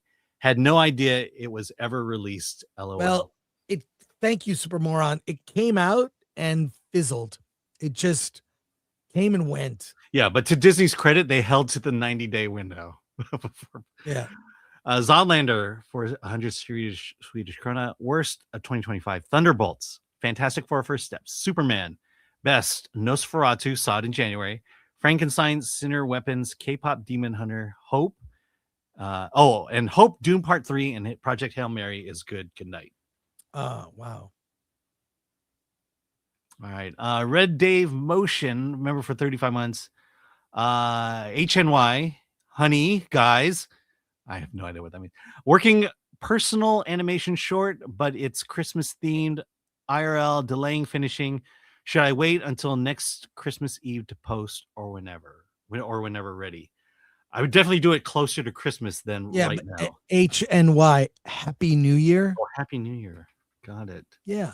Thank you, Red Dave Motion. I'd love to see that short. Yeah. Share it with us, please. We need it. Yeah. Super Moron for $4.99. I had only walked out of 1 or 2 movies my entire life until this year. I walked out at least 5. One, Now You See Me, after only 40 minutes. Actually, wow. Yeah, Super Moron. That movie was bad. I gave it a bad review. I mean, it wasn't great, but Pilgrim Media for 2. Captain America is Captain America, no cyst or phobe. Thank you, Pilgrim. A few other Yeah. comments here. Here we go. Tony Elias. Alan's list is actually near perfect. That's right. Caveat ties. I don't watch bad movies very often, but the worst to me was Happy Gilmore 2. Aaron Sharman, Disney back to back. Agent 57,000 DM. It's like Jaws, but in the Atlantic Ocean. Chris Gore. Right. Yeah. It's like Star Wars, but in space. ADLS 24. Daisy Ridley is finding a home in Frank's annual worst film list. Well, We Bear the Dead. It's already on my list for next, but it could be beaten by a lot of other things. Yeah. One Punch Man Tolkien fan, but Die Hard was in a building. That's the joke. That's the joke. Oh, it's a joke. Okay. You didn't get, because they used to, after Die Hard came out, every action movie was pitched as it's Die Hard, but on a boat. It's Die Hard, but in a convention center. You know, so it's Die Hard, but in a building. Yes, it's a joke. Yeah, good catch. The Introspect M. I'd be rewatching all the Jurassic Park and World films for a movie discussion group, and man, World 2 and 3 are so bad. Rebirth is tolerable in comparison. Yeah, I like Jurassic World. The first one, Yes, was actually kind of fun. It's like, okay, if you're gonna reboot it, that's one way to go. Yeah, 2 and 3 are just unwatchable. Yeah, I mean, 1 was they actually made the park. I mean, that was the best thing about it. Yeah. That's what we ultimately wanted to see was the park. But then 2 and 3 became Jurassic Park. Yeah, the originals. Now let's talk about my best films of 2025. I might describe this more as my favorite films of 2025, and I can see here where you and I, Alan, disagree already with my number 10, Eddington. Joaquin Phoenix and Pedro Pascal. Whatever you say about Pedro Pascal, there was a point where like he had 3 movies in theaters at one time. This was one of them, but I really enjoyed the commentary in this film. I thought it made fun of both sides in a great way. The white kids all having BLM protests, his interactions, Joaquin Phoenix, who's a sheriff of a small town, his interactions with other cops where they're telling him to pull his mask up. It just captured the madness of that time very well. And I really love it. Ari Aster, I know, is an acquired taste for some, but I really loved Eddington, and it was brave. I thought it was brave of him to make some of the commentary he did. And I laughed a lot watching this movie. So there you go. At number 9, I'm glad one of us did. Sinners, which I initially did not love upon first viewing, grew to really appreciate the world building. Michael B. Jordan as twins, acting as twins was fantastic. The music, the world. I want to see more of what Ryan Coogler could do with this. I like that it's original. Sure, you can say it's inspired by From Dusk Till Dawn, but I just really just grew to love this film. It's on my top 10, mainly because of Michael B. Jordan. So there you go. At number 8, we've got Blue Moon. Again, another acquired taste. This film, Ethan Hawke is just fantastic as the famous playwright who is Lorenz Hart. Yeah, Lawrence Hart. He's such a pathetic man. And it's a very talky film that takes place mostly in a bar, but it's such an amazing performance. He's kind of diminutive. He's a short king, and he's so sad. And how he's able to take a character that's so grating and annoying and make you feel sympathy is fantastic. So number 8 for me. At number 7, K-pop Demon Hunters. Not only one of my favorite films of the year, so entertaining, so rewatchable. The songs are incredible. Golden is probably going to win Best Song at the Oscars and the CCAs. And it spawned like a whole, how does it combine this weird thing of like K-pop, which is very fun genre, and then with demon hunters slaying demons, tying that in together with band rivalries. I love the whole thing about it. The tone and the music and even the animation style. I was fortunate to see it in theaters. Not only on my best of the year at number 7, but one of the best animated. It's the best animated movie this year. Number 6, Frankenstein. It's a classic that's been remade many times, but the way Guillermo approached this, Jacob Elordi's performance as the monster, when the story kind of flips in the second half, is so well done. The tone, the costumes, sets, music, everything about this film, I loved it. I was fortunate to see it in a theater. Netflix, put your movies in theaters. Number 5, The Life of Chuck. I just really grew to love this film. I saw it like 3 times in the theater, and it's a Stephen King story, but it's so poignant and sad it's really about a man looking at his life with perspective. And it really got me. It's kind of confusing. The first third of the film or so is confusing as to what's going on, but which makes it very rewatchable for me, along with the score. I thought the score is fantastic. Life of Chuck, one of those movies that's hard to define, where it's like, well, it's not science fiction, it's not a musical. Yes, it's a drama, but there's more to it. And the young actors in the movie truly make it. So on my best of the year list. Number 4, Begonia. I love this film.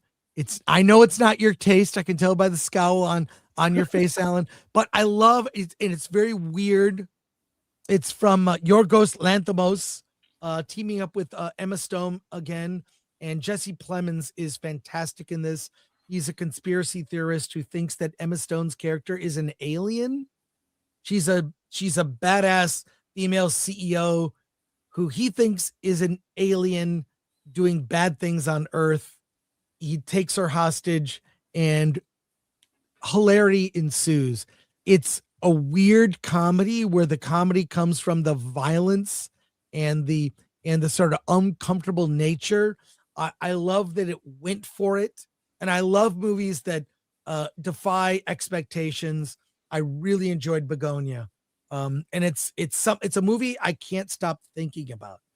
And the score is also fantastic. Number 3, Weapons. Zach Krieger's script for this is flawless. The sort of time shifting he does with various characters' perspectives really worked. And then it's just, it's the tone, and also that you think the movie is one thing, it becomes another. And Amy Madigan, I didn't even know that's her. That was in Amy the Madigan. Unbelievable performance. And just, I hope this gets some accolades, at least for the script. At least for Amy Madigan. Yeah, or Amy Madigan. Really, really love this movie. Number 2, F1. F1, just pure spectacle. It's a sports film, but yes, you might say it's kind of cliche, but I love that movie. And this is made expertly.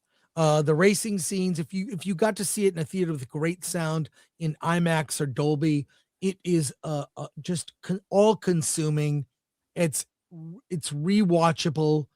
The stakes are high, and thought it was just well done at every level. It's the kind of movie Hollywood used to make and release on a Tuesday because it was no big deal. And this was done expertly from the director, Joseph Kosinski of course, Top Gun Maverick. And my number 1 film for 2025 is Song Sung Blue. Oh. Song Sung Blue. I love this film. Hugh Jackman and Kate Hudson as the real life couple that make up Thunder and Love. Thunder and Lightning. Thunder and Lightning. Or, no, it's Lightning and Thunder. Lightning and Thunder. Yeah, sorry about that. I'm thinking of Thor now. It's just, again, it's working class people, salt of the earth, real working class people that had a dream, went for their dream, encounter struggles, and have success, all around the backdrop of Neil Diamond's amazing, just hair-raising music. I loved it. It's for all ages, all demographics, doesn't matter. And the fact that it's based on a true story and the things that happen in this film are shocking. I strongly recommend look up once you see Song Sung Blue, see the documentary about the real life couple. The movie kind of condenses time, like in the real the script in the real world takes place over a much longer period of time. They kind of condense it to 2 years. It just works. Please do not watch the documentary before you see this film. It's in theaters. It opened Christmas Day. It's the kind of feel good Hollywood movie that used to be made so often. We don't get near enough now. It's my number one best of the year. Let me present my honorable mentions. These are some of my honorable mentions, movies I really liked, just didn't make it in the top 10. And that's The Baltimoreans. Bob Trevino likes it, which was amazing. Companion, Freaky Tales, Good Boy, Marty Supreme, Primitive War, Roofman, The Smashing Machine, The Ugly Stepsister, and Warfare. Yeah. What is that? What? Final Destination Bloodlines. Oh. I thought was really fun. Not going to be on a top 10 list, but like a movie I really enjoyed. So, and Primitive War on there as an indie movie was really good.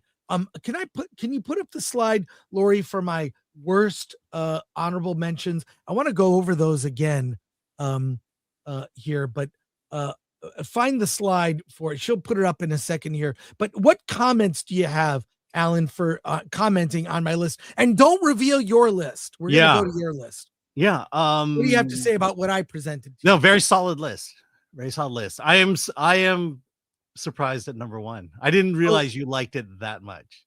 Well, does it cross over? Okay, no, that's best. I already revealed before that it is in my top 5. So do the here we go. My worst, go to the final slide. And here it is. Honorable mentions for worst of the year: Captain America Brave New World, G20, The Home with Pete Davidson, which was a god-awful horror film. Mickey 17 with Robert Pattinson was god-awful. The Long Walk, just terrible. Just a terrible adaptation of Stephen King. Queen of Coal, which we just reviewed. It's on Netflix. It's god-awful. The Woman in the Yard was a horror film, came out last year. No one remembers but me. Not even bad enough to be on the worst of the year list. A lot of movies just were plain meh. Orwell 2 + 2 = 5. It's a documentary, so probably wouldn't.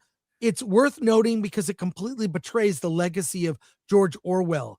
The guy who made this is a communist, and of course he makes Trump commentary in it. It's so cliche and makes it dated, but I hated it. And Superman, on my honorable, not even in my top 10 worst of the year list, it's an honorable mention worst of the year because it just fell short.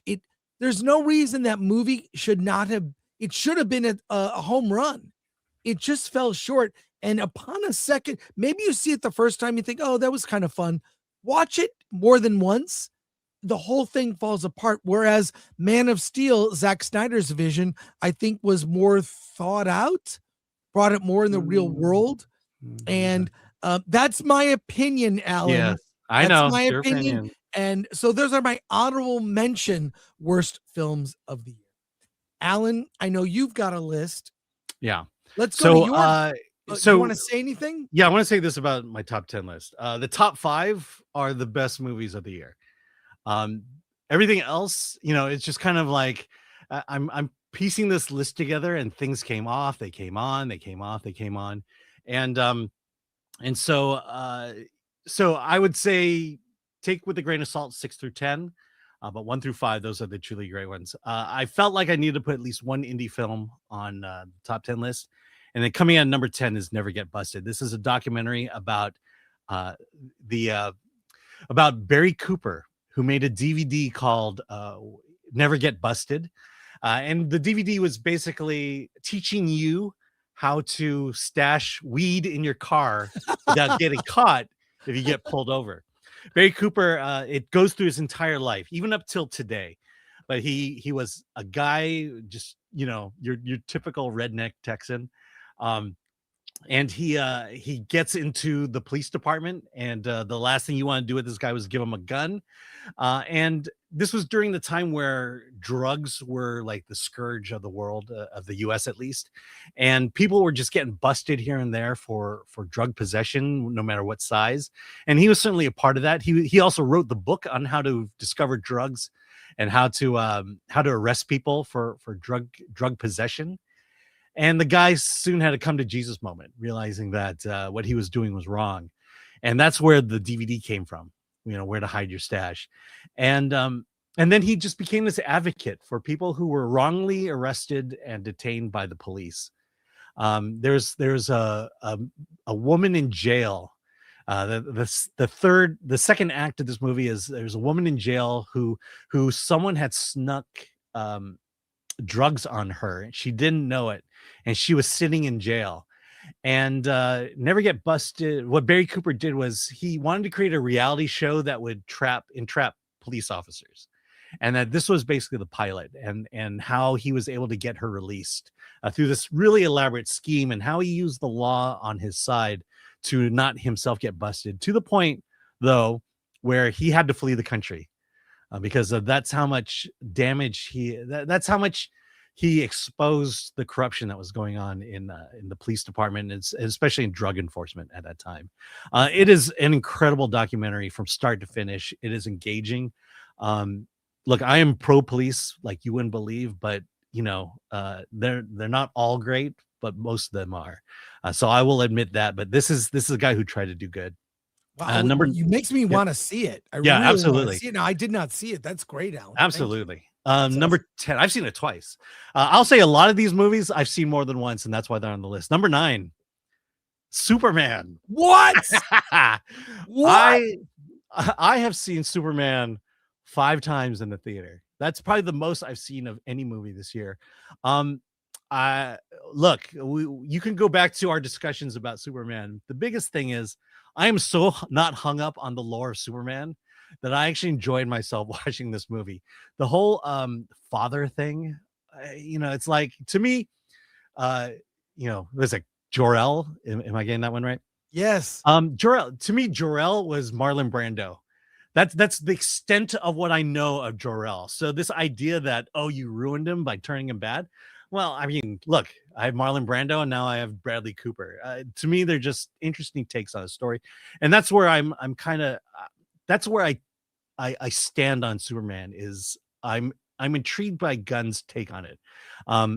Look, I can see down the road that it's going to be a rough road ahead, but the thing that I liked about Superman was David Cornsweet and the way Gunn had portrayed him. He was. The whole Jor-El thing, the whole point was he was raised by his earth parents, and he got his American values, his human values from his earthly parents and not from his Kryptonian parents. And that he is the Boy Scout, that in this wacky, weird, chaotic Gunn universe, Superman is the only steady character in it. The only one that truly stands for good and for what's right. And the only one that you can definitely call the Boy Scout of the entire Gunverse. And I'm intrigued by it. And I also say that I feel like that this is the beginning of the arc, that the fact that he is a bit too impulsive, that tells me that he is a newly born Superman trying to figure out himself in this world, and I'm interested to see where Gunn takes it. I completely disagree, but yeah, I know you do. We've That's had long okay. discussions about that's this. okay. But again, the movie I've seen the most in theaters this year is Superman. Number 8, The Wedding Banquet. Oh my gosh, this is one of the funniest movies of the year.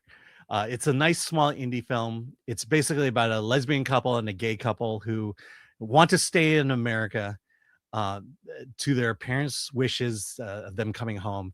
And so one of the lesbian offers to marry one of the gay men, and this elaborate banquet and wedding ensues, and from start to finish, just hilarious. So The Wedding Banquet, you liked it. Yeah, I did. I liked it a lot, but it didn't bubble to the surface for me as one of the best, but it was enjoyable. Absolutely. Number 7, Weapons. Oh, great. Weapons. Like, it's known. I'm not a big fan of horror films, but what I liked about this movie was just the whole time shifting, or not time shifting, but perspective shifting. Right. And there's a lot of perspective shifting in here. And once they start coming at you rapid fire, and once you start understanding it's the onion, it's the mystery box, it's the onion. You just every perspective is one layer peeled, another layer peeled, and finally you get to that final layer, and it's just gold. And everything that has happened up to that point pays off. And it is just a smartly written horror film, horror thriller, I'll put it that way. And I was into it. Yeah, you and I saw it together, so you know how I felt then. Yeah. Number 6, Bob Trevino Likes It. Oh, great. Oh yeah, this is this is one of those movies, you and I, we always tell one another, you need to see this movie, and more often than not, we don't see that movie. You were on me about, you've got to see Bob Trevino Likes It, you've got to see it. And then finally I saw it, and it was like, oh, I get it. It's just it's such an emotional story about a girl who's trying to find herself, to fit in, to have a relationship with her father, only to have kind of a pseudo relationship through John Leguizamo's character there, and downright bawling at the end of the movie. Just how well written it was and how well performed it was. It's, we talk about, well, we want pretty people on screen. Well, this takes normal people and does an amazing job with it. All right, number 5, Wake Up Dead Man. Oh, wow. Yeah. And again, I think this has a lot to do with just the religious tone of the movie. I do like the first 2 movies, obviously the second one not as good as the first. But I think Rian Johnson outdid himself in this one. In this, one of the boldest things he did was not bring in Benoit Blanc until halfway through the movie. And then it's just the religious themes behind it, because he could have easily been very anti-religion, but he comes at this film from an atheist and from a believer standpoint. And you put Benoit Blanc, who's the atheist, and then Pastor Jed as the believer, and the conversations that they have were engaging and insightful. You understood each other's point, and you kind of saw yourself leaning one way or the other, even from whatever perspective you take on it. And then you have this mystery that is impossible. He literally takes an impossible crime to solve and finds a way to solve it in a way that doesn't feel like he's phoning it in, or just needing to write an ending because he has to get to an ending. And Mila Kunis is probably the weakest thing, but everyone else in the movie is very solid. So that's number 5. Number 4 is Frankenstein. Right. My top 4, they switch constantly as to what my favorite movie is, and unfortunately, Frankenstein is the worst of the best. The thing about Frankenstein was, just like Godzilla -1, I was drawn into this world within 30 seconds of the start of the movie. Guillermo del Toro, his world building is incredible. You are just thrown in here. You have clearly and well-defined characters. Not only Oscar Isaac as Dr. Frankenstein, but Jacob Elordi is amazing as the monster. And Mia Goth, okay. The lab is incredible. I don't know why there's this dangerous hole in the middle of the lab, but it's great, and it works in some ways. And I remember the moment that this movie won me over was the first half of the movie is Dr. Frankenstein's story, and he's telling it to the captain of the ship, and the monster's there with them, and then the monster all of a sudden says, "Now let me tell my side." And then the whole movie just takes a 180 and it's just this masterpiece. So number 4, and must see it in a theater. I've yet to watch it on television. Okay, next one. Number 3 is F1. Oh, great. F1 is the popcorn movie of the year. It's the feel good. It is it made F1 racing interesting because the best thing about this movie is Brad Pitt's character bends the rules to win, and Joseph Kosinski, his editing made it such that you could follow what exactly is going on in this race. And I think that is the most difficult thing about racing movies is to actually tell a story with each and every race and understand that story as a viewer who is not necessarily into F1 or any kind of car racing. The love story, the character arcs of not only Brad Pitt's character, but Damson Idris's character, just a well-rounded movie, especially for an action movie that essentially follows up upon Top Gun Maverick. So that's number 3. Number 2, Song Sung Blue. What? I know. Oh, you my have no idea. God. You have no idea how much I was like wrestling with this one. But I think I'm going for award number 1 than I am personal number 1. But Song Sung Blue is another movie I've seen many times. As you say, the Hugh Jackman, Lightning and Thunder, and Kate Hudson characters, they're us. We could be these people. If you've ever wanted to start a garage band, then you can identify it with these characters. And if you're a working person who is not rich and struggles to make it paycheck to paycheck, you are going to relate to these characters. And you're going to hope for them, and you're going to wish the best for them. And that is what we ask for in movies.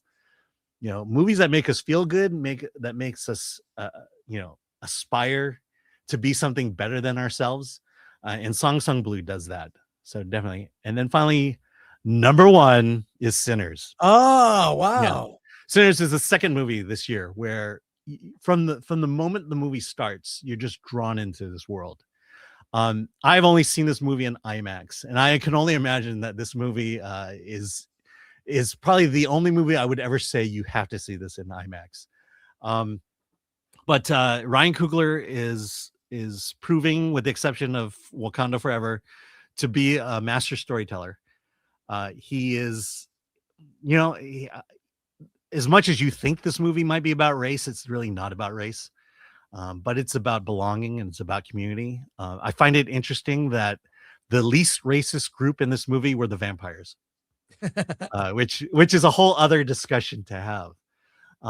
But I remember you and I even talked to Ryan Coogler about this directly, but he makes movies knowing that people are going to spend a lot of money to have to go see the movie in theaters. So he better deliver. And Sinners to me delivers in every way: music, cinematography, production values, acting, the cast. Overall, it's my number 1 movie of the year. Wow. And I actually have 2 more on here for best film. So for honorable mention, tell us what they are. I'll tell you if let me just. And these are ones that I forgot. A couple I forgot about that I liked. But okay, so for those of you who love musicals, and for those of you who love Stephen Sondheim, Merrily We Roll Along, I've seen this one many times. A lot of it has to do with the musical itself. The Sondheim songs are killers, are bangers. Some of his most famous. And I think they finally nailed down the storytelling of this. This movie failed when it came on Broadway for the very first time, with Hal Prince production.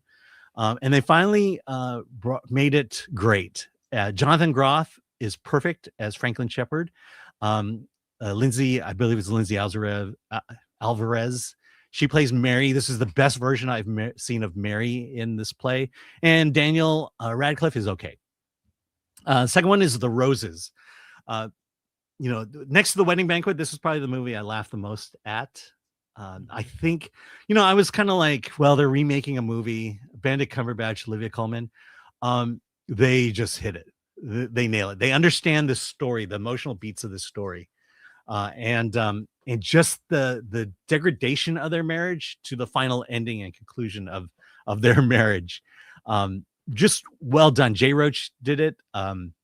Very solid film. Third one, Celine Song. She's 2 for 2 now. This is her sophomore film as a writer and director. Materialist. Look, we love stories, and Celine Song seems to have the pulse on love stories, even for an Asian. This one, it's Chris Evans, Dakota Johnson, and Pedro Pascal. Pedro Pascal thankfully plays a supporting well and does what he does best and plays supporting characters very well. And he is that in this, but it's that love story between Chris Evans and Dakota that just makes it a great romance, because quite frankly, that's what romances are. My number 4 is the one you brought up, was Blue Moon. Yeah. Blue Moon is a tough one because, it was on my top 10 for a very long time, and then it just kind of slipped off. But Ethan Hawke gives the performance of a lifetime. He talks through 90% of this movie, and I hate talking movies, but what he was saying was engaging. You followed and understood it. And then you just saw the person he became, or the person who he is, by the end. He is basically a chameleon. He is a person who is self-loathing, who is dealing with a lot of depression issues. But when you step into a room, he knows you, and he knows what to say to you, and he knows how to play you. And the difference is between the people he talks to is whether they know they're being played or they don't know they're being played. And that's the brilliance of this. And it's a Richard Linklater movie. And then the last one was A Big, Bold, Beautiful Journey. Got to get another romance on there. That was on my list. Yeah. It fell off, but yeah.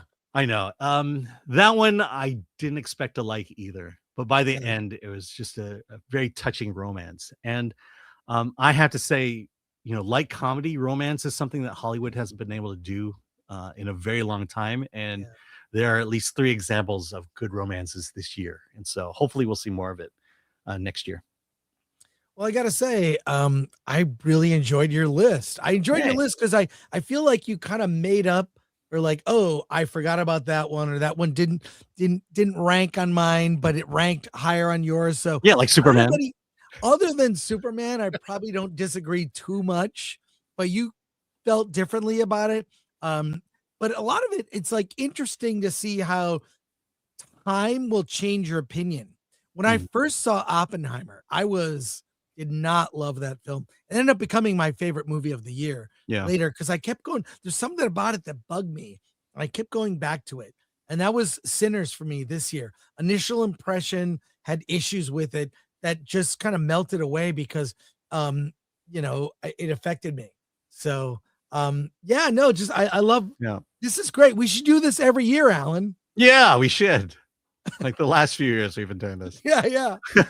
Hey, let's go to remember there was one year where we could only do a top 5. Yeah. Oh my God. We'll have to go back and do that. But we will clip these so you can, so people can just catch who don't watch the live stream. And I appreciate everyone here who's here for our live streams. And so let's go to your comments here. Yeah. Oh, also so much for doing a 90-minute show. Yeah. Dark Hero fan member for 23 months. Best of 25. Companion, Bring Her Back, and Good Boy. Yeah, Bring Her Back. It didn't hit me like their first movie. Yeah. So, but yeah, Companion, Good Boy. That's on my honorable mentions. Thank you, Dark Hero. Companion. I don't know why we love robots so much. That's all I'll say. Clay Slay for $6.99. You guys make my day. I love verses. It's my birthday tomorrow. Have a great year. Happy birthday, Mr. Slay.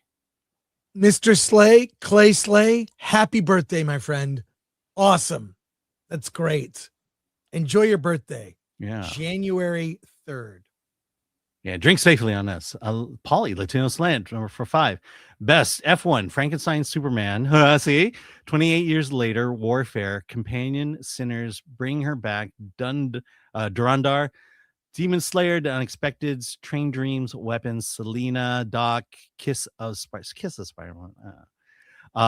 It's a good list. I mean, Warfare. I struggled so much to get Warfare on my list. It's on my honorable mentions. Yeah.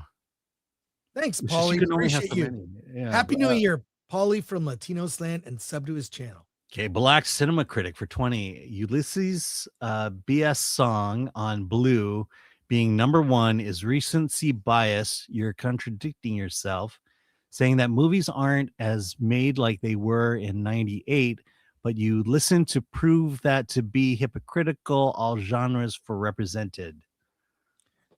I'm I don't confused. understand. I'm confused, but I gotta say, I having done super chats myself on other people's channels, sometimes you're typing, you're maybe you're dictating it. But hey, we Black Cinema Critic, we welcome all opinions here. That's why we do the show. That's why Alan and I give you opinions on movies, and that's why we have the show Versus, so you get a diversity of opinion. I love that.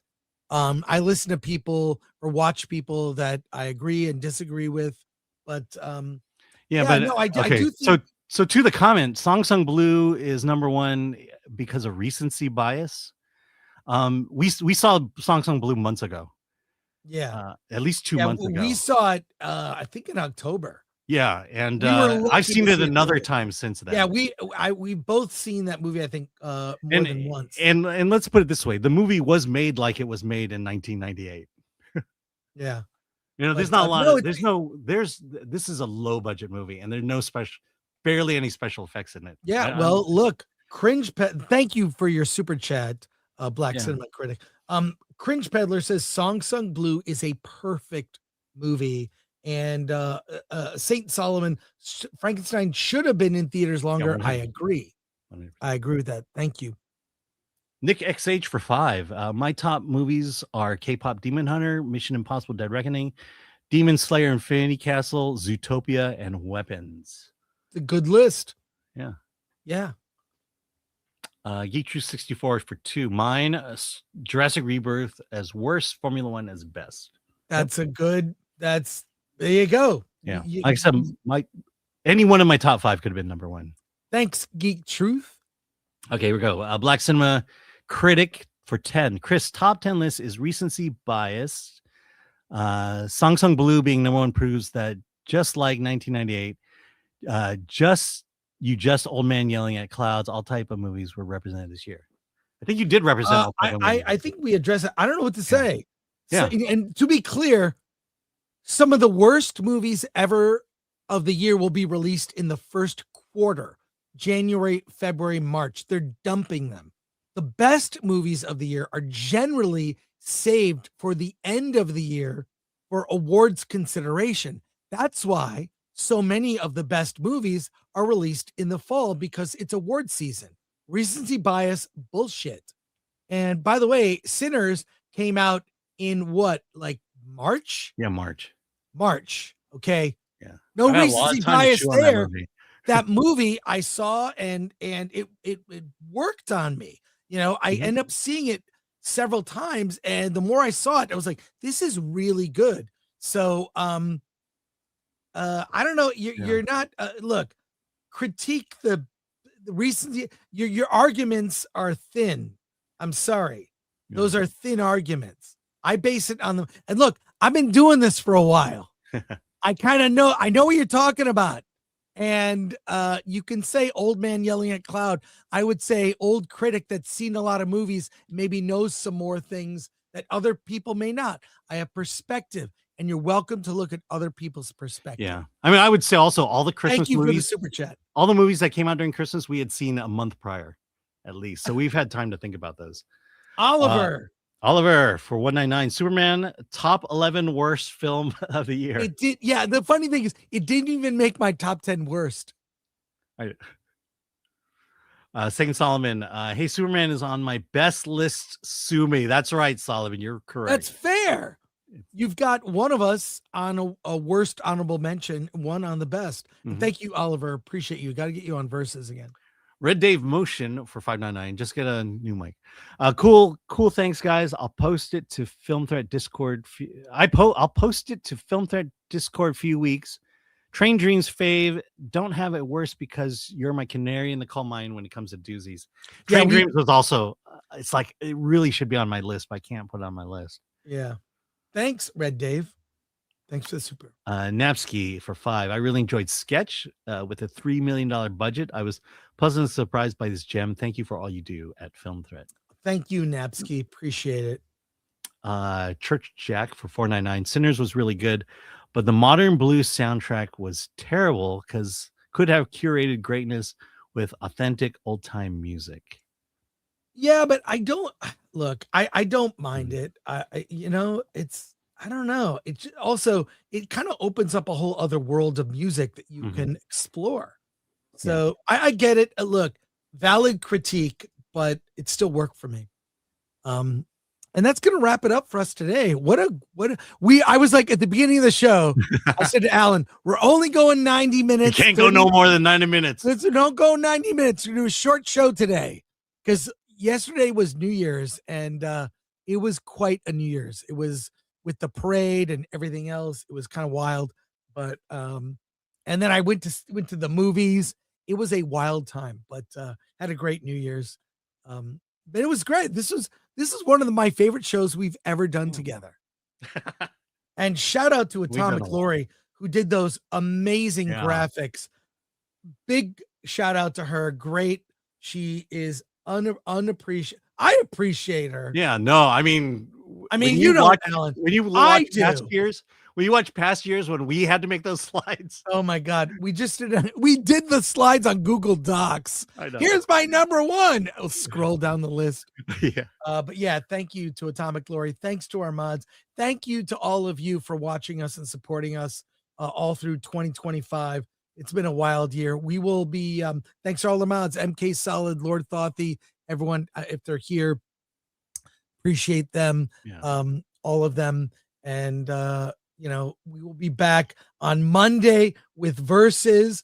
We're going to get our colleagues at Versus what their best and worst of the year are. So we'll have fun there. And then we're doing shows all next week. We're back, baby. Although we never really left.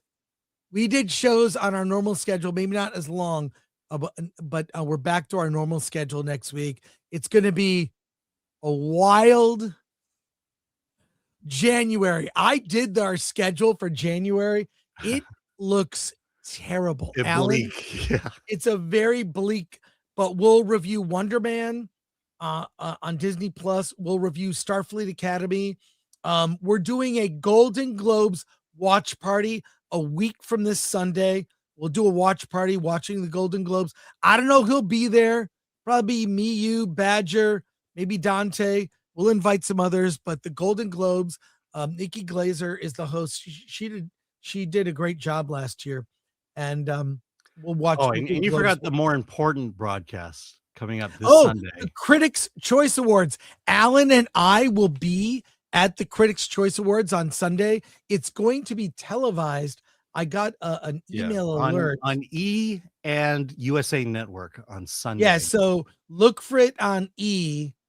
And Which is a channel that'll probably go the way of MTV at this point. But yes, it's going to be on E and you might spot USA Alan, Network. And USA you might spot Alan and I because what they do in the tables, they mix critics in. We're never very close to the stage. Yeah, I've never seen myself in the broadcast. Never seen myself either. But that's okay. No, you were in we saw Did I make it? Yeah, you made it on television. Oh, that's fun. Yeah. And thank you so much for just supporting us through the year. We'll see you Monday for Versus. And Alan, what do you have to say? No, actually, I'll just say I'll be at Palm Springs Film Festival this weekend. So if you're in Palm Springs, meet me at the opening night tonight. Well, I'm going to be nowhere this weekend.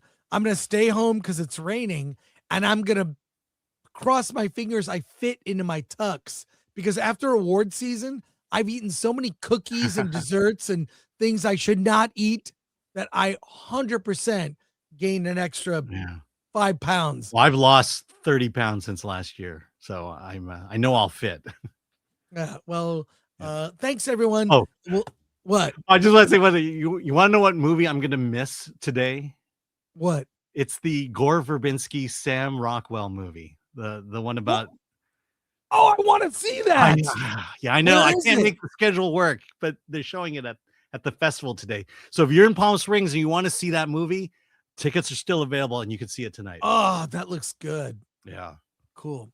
All right, Alan, what do you got to say? Let's get out of here.